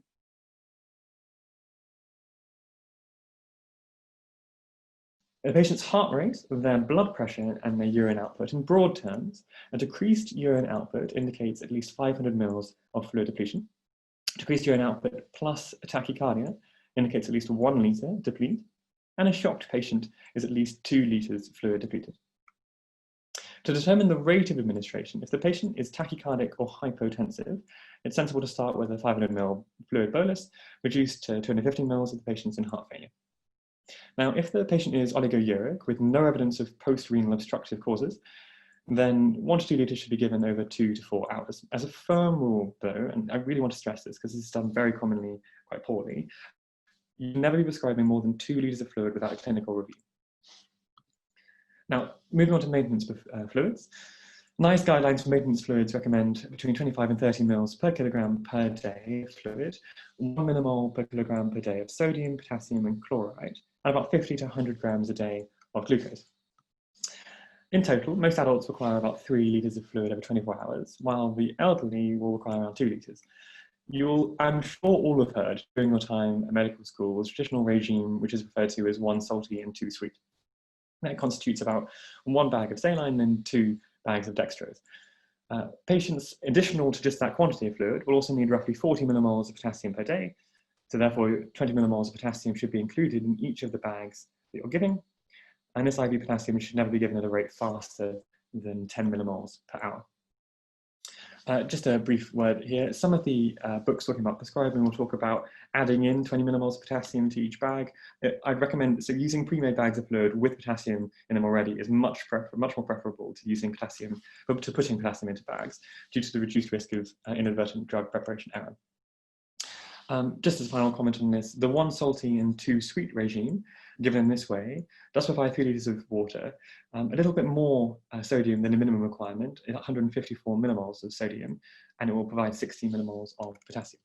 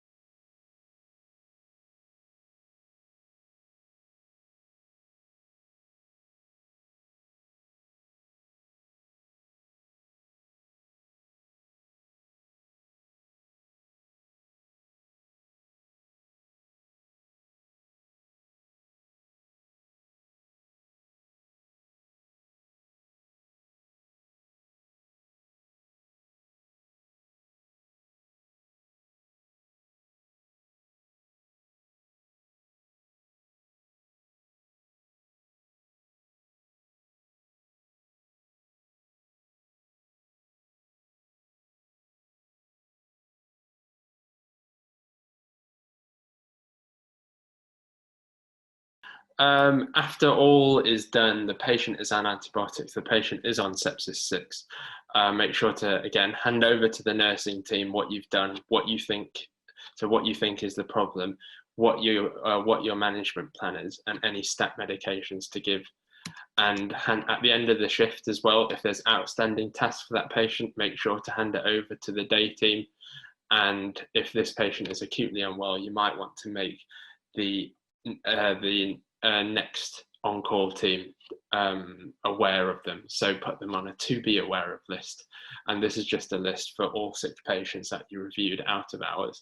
So when the on-call team is called again to review them, they know immediately what's been done and what is going, and they're familiar with their background.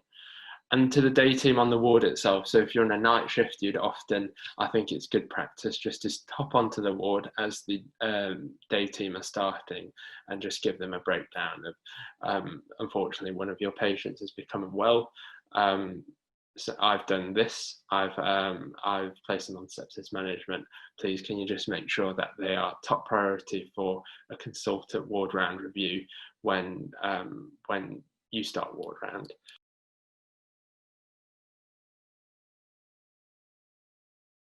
Now we're going to move on to withholding medications preoperatively. This is the second most common prescribing area that FY1s lack confidence in. Of course, due to the current pandemic, far fewer operations are being conducted at present than would normally happen. Elective procedures have stopped entirely, rates of trauma have hugely declined. Nonetheless, emergency and urgent operations are still going ahead. So, when you're reviewing prescriptions for patients undergoing surgery, it should be noted that the majority of drugs do not need to be stopped preoperatively. In fact, very often, the risk of losing disease control outweighs the risk of continuing the drug. This is particularly true, for example, with calcium channel blockers and beta blockers, which should not be stopped. Another mnemonic coming, I'm afraid. A useful mnemonic which can be used to remember the medications that should be stopped prior to the surgery is HCA alias. I think of healthcare associate alias. H in this scenario stands for HRT, C for the combined oral contraceptive pill, A for anticoagulants, and then with alias we have A for ACE inhibitors, L for lithium, I for insulin, A for anti-diabetic oral hypoglycemics, and then S for spironolactone and other potassium-sparing diuretics. As I say, all of these mnemonics are available on the Medics Academy platform on the prescribing workshop as well.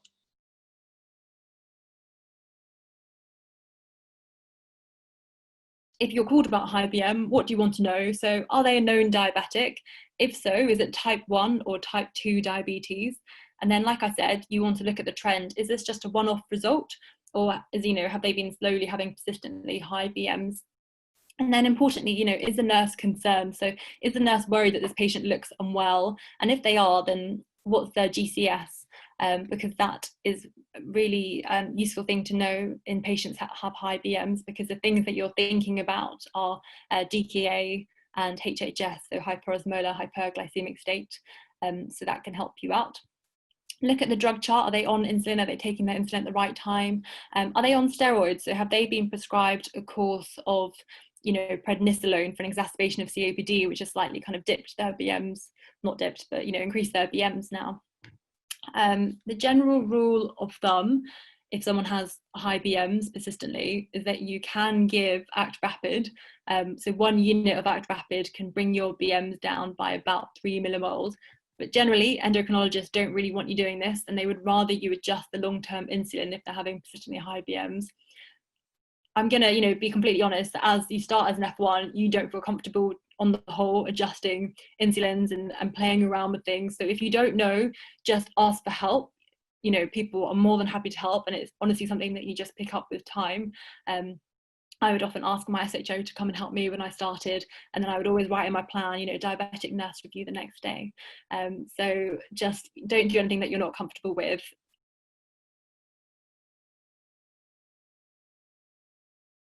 Let's just briefly talk about arterial blood gases, the favourite investigation of junior doctors who are in a bind and do not know what to do. Well, let's just do an ABG, is what everyone says. However, we do need to think about what we're actually gaining from doing an arterial blood gas. ABGs should be used specifically to answer specific questions. So the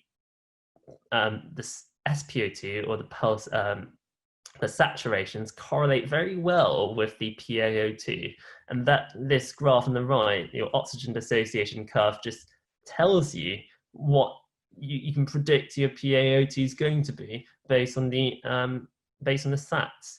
So doing a blood gas to determine the PaO2 is of questionable value.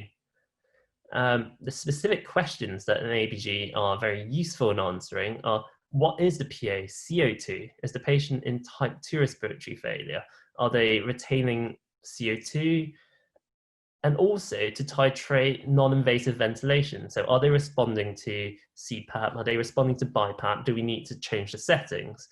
So it's just important to be selective in doing arterial blood gases, both your own sanity, because the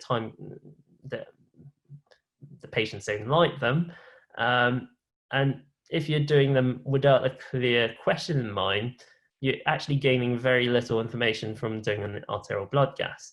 To look at your pH, for example, a venous blood gas is probably as good at looking at the pH and looking at the bicarb. So really, the only additional information you're going to get from an ABG is to tell you about the PaCO2.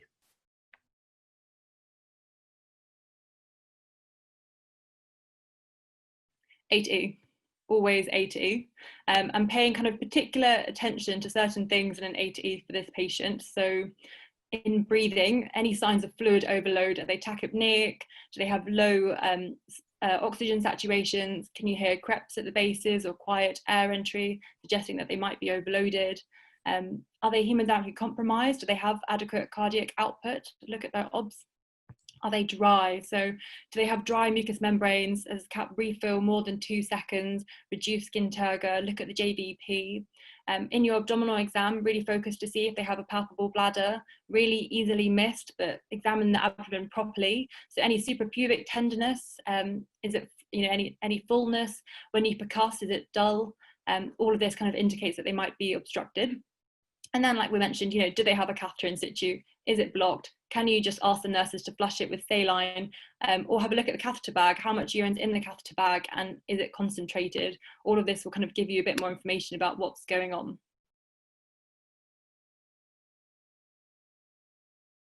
So tasks being allocated at the end of the ward round, and one of them is an intravenous cannulation. Now, let's say that the doctor in this diagram, so it's an F1 doctor, they've done this procedure a few times, they are allegedly competent on it, but the last time they did it, it went a bit wrong, they had a bad experience, and since then they have avoided it because they don't want a repeat performance. And so the tasks are being handed out, and the consultant is saying, okay, we need one of these. So the thoughts and feelings that might come up might look something like this. I'll make a mess of it, I'll hurt the patient, they'll find out I can't do it. And so the feelings, there'll be anxiety, might be some fear, there might be some physiological symptoms of anxiety, some palpitations, some sweaty palms, some frustration at oneself, some guilt, and maybe some shame. So what's going to happen? Which way are they going to go? So let's look at the away side first. They're getting hooked in these thoughts and these feelings. So what behaviors are they going to do? Well, maybe they'll leave the ward round before it ends so that they're not there for the allocation of tasks. Maybe they just won't volunteer to take on the feared task. Maybe they'll just sit there and not draw attention to themselves. So it ends up with them not being given the task. So there's a payoff to that, of course. They've avoided a difficult situation. They've avoided the unpleasant thoughts and the feelings that go with that. And there's a sense of relief. But there's an awareness also here that they are making away moves from their valued goal here. So let's have a look at that. What was their valued goal?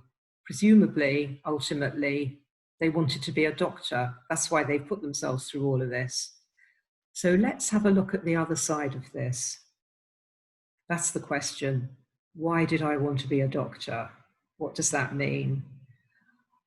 I need to do something different here. So, what do I want to stand for in this situation? And in order to do what I need to do, can I unhook from these thoughts and these feelings?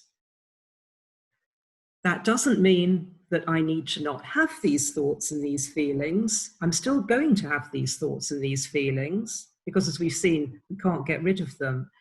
But maybe I can hold them lightly and still make the moves that I need to make.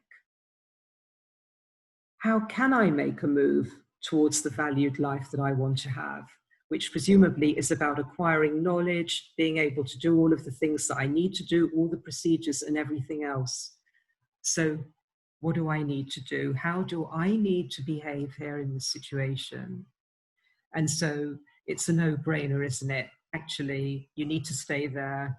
You need to offer to do the procedure, and then, okay, what can you do then? Do you need to ask a kind senior to maybe just stand by you, to give you that bit of confidence? What do you need to do to make it easier for you to do this? But so that actually, whatever you do, you are not getting hooked up in those thoughts and those feelings, and you're moving in the direction that you want to move. So again, maybe when you are struggling with something, perhaps that might be a helpful way for you to think about it.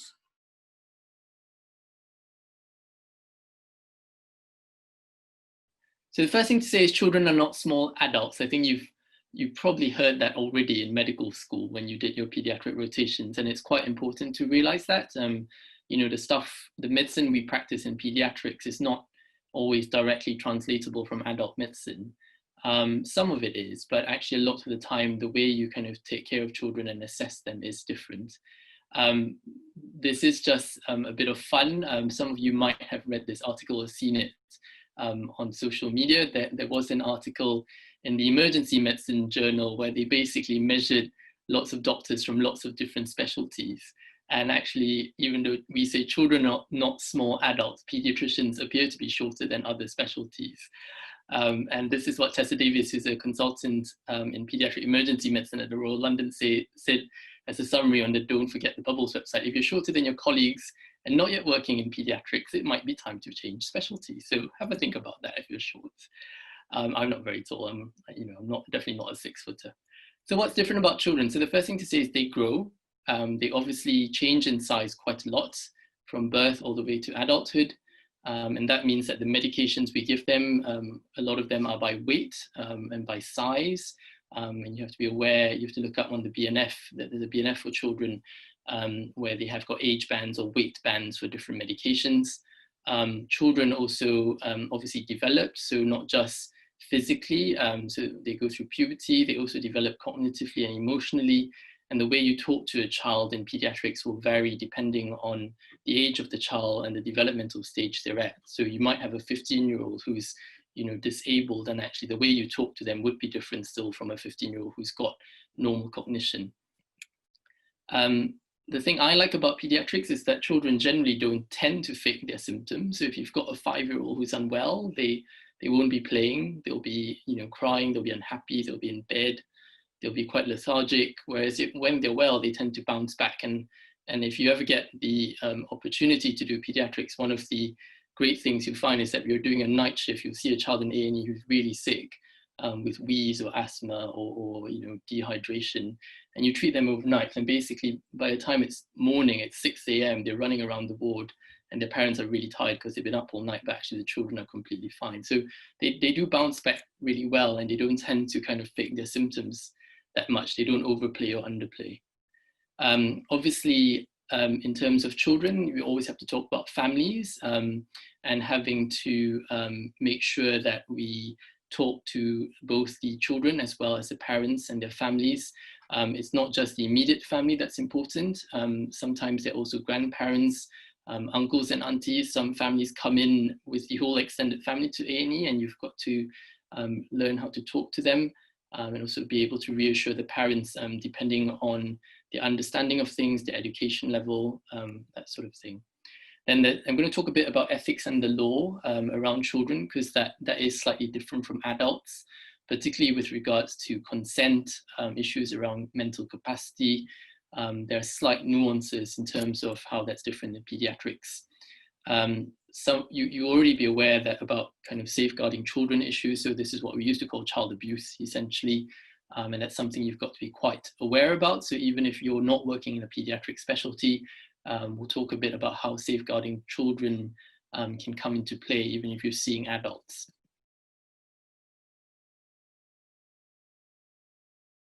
However, the grey areas are often those where atrial fibrillation has just come on in the context of physiological stress. They've flipped into AF because they've had an infection.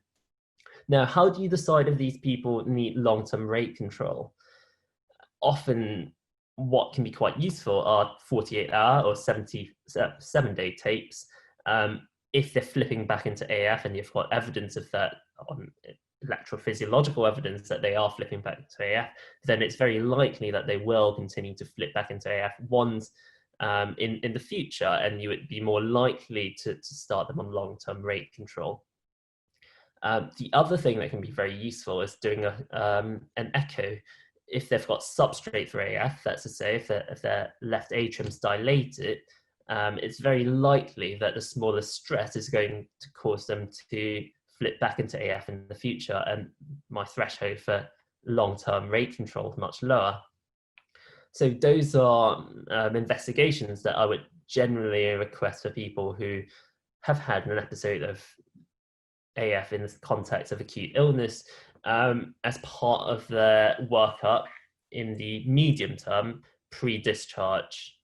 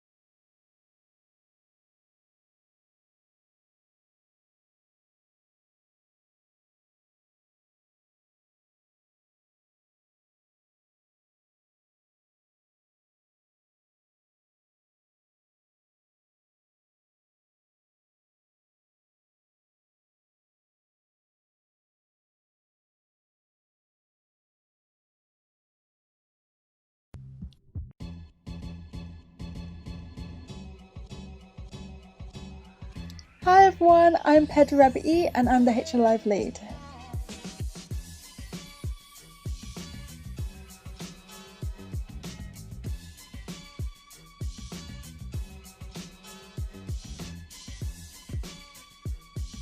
So, what is HR Live? I don't think even I know. HLA Live is a weekly webinar series that hosts conversations with interesting people across healthcare and a wider society. Thank you, Google. But seriously, HLA Live is this amazing. It's not gonna work.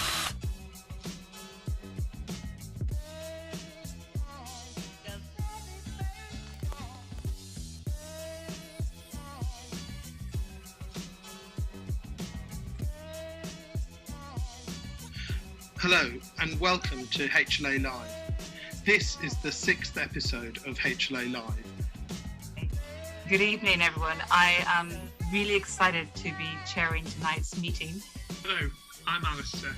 I'm a final year Newcastle medical student and a scholar of the HLA. I'm very interested in surgery and I will be one of your hosts this evening. Hi, I'm Rosie Spooner and I'm hosting HLA Live this Wednesday. And I'm an HLA scholar and I'm also going to be your host this evening. Hi, my name is Jess and I recently graduated as a doctor. We'll start while everyone else ponders because that way they can give better answers than me. My heart is full of joy this evening, really. And I have my granddaughter with me and my daughter. I haven't seen them since February. Oh gosh. So I will be telling them about this event. My granddaughter. Quite quick, we have ideas, let's do this, let's do that. So we said let's launch Straight Direct, and within 3 months we thought we would be on the market, so that was a bit crazy. But actually we did a pre-launch within a few months, just to kind of, with a simple quiz capture, just to kind of gather some data. It's a big question and I'm a bit worried that you've got like 3 minutes before we're going to start this.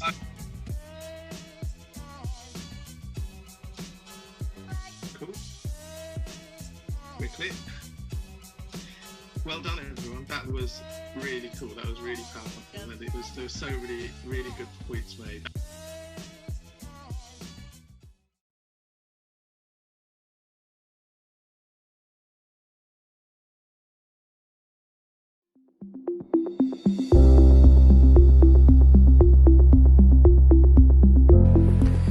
Hi, so my name's Zaid. I am an F1 in West London and I just completed the Medics Academy Training in Teaching Day 3 course. I think it's structured in a really nice way with a lot of resources you can permanently access. The course isn't over after 3 days.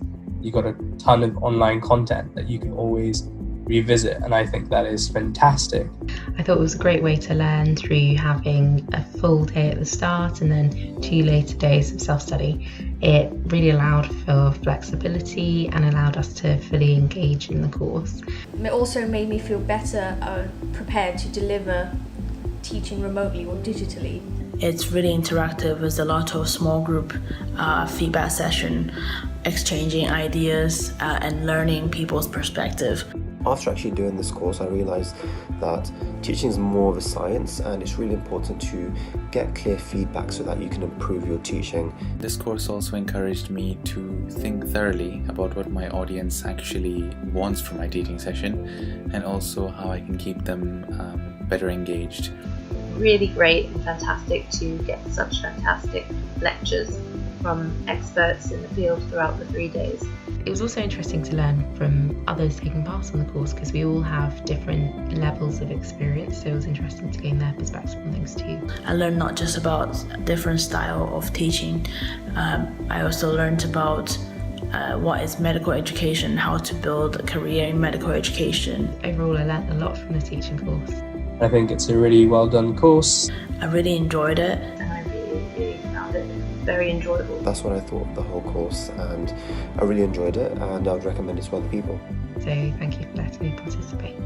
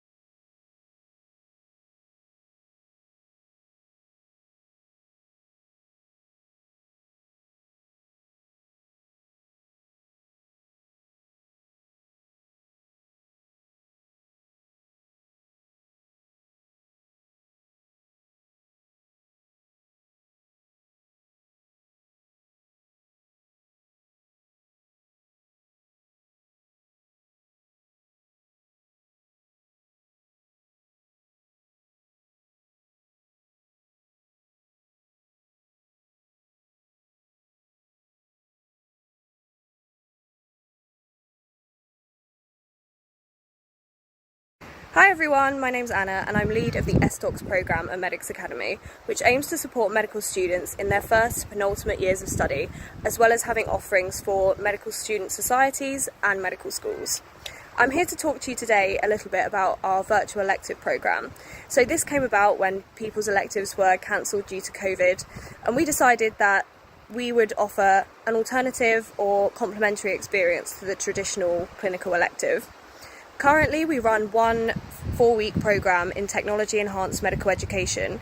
We've run this programme 4 times with 2 pilot cohorts and then 2 full rollout cohorts, and we've received some amazing feedback. We're currently looking to expand the number of programmes that we offer and are first looking at virtual elective programmes in surgery, psychiatry and AI and machine learning. If you'd like to find out more, go onto the Medics Academy social media pages or join the SDocs programme Facebook group. Hi, my name is Eamon Rollins and I'm the webinar lead for the SDocs program. My role involves assisting teachers in producing teaching sessions, managing partnerships between teachers or societies and the program, and finding ways to increase engagement and also grow the program. We have published almost 24 teaching sessions on our YouTube channel and are preparing to launch a multitude of events and competitions, so keep an eye on our social media channels to find out more.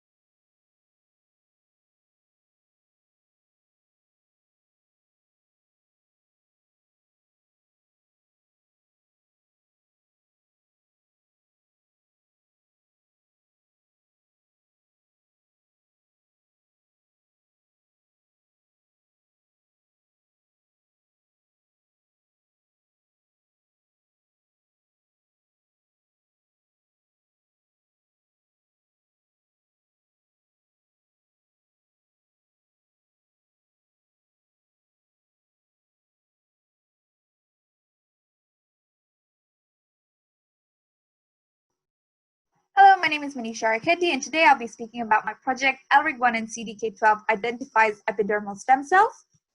We know epidermal stem cells are a group of keratinocytes found in the basal layer of the epidermis, and we know that they can divide to produce a self-renewed version of themselves or a progeny TA cell.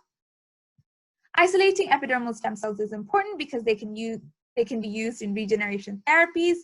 Several different techniques have been identified to isolate them, but isolating them from their progeny still remains a challenge. We know that EGFR regulates stem cell proliferation and migration, and that ELRIG1 can inhibit EGFR. Recently, CDK12 has been identified as a regulator of cell mitosis and transcription. This led to our hypothesis that ELRIG1 and CDK12 are epidermal stem cell markers, and that when used in conjunction with other techniques such as morphology and adherence rates, they can better purify stem cells. So we separated human keratinocytes into fast-attaching subpopulations, which are mainly stem cells, and a mixed subpopulation. We then performed immunofluorescence staining on these cells, as well as on frozen rat wound sections, and then we analyzed them. We found that ELRIG1 was mainly positive in fast-attaching keratinocytes, so the stem cells, and this was statistically significant. We also found that ELRIG1 positive cells were mainly present in the basal layer of the epidermis. In terms of CDK12, we found that it stained both mitotic and non-mitotic cells. And when stained together, they stained cells with stem cell-like morphology, so small, round, with small nucleus to cytoplasm ratios, which led us to believe that our hypothesis was indeed correct. But we do need some future studies, such as single-cell transcriptomics, to completely clarify this. There were some limitations with our study, such as with variability, and there's good future implications because you can use this technique to isolate stem cells and feed them into scaffolds or grafts. Thank you very much for listening to my talk, and I hope you enjoyed it.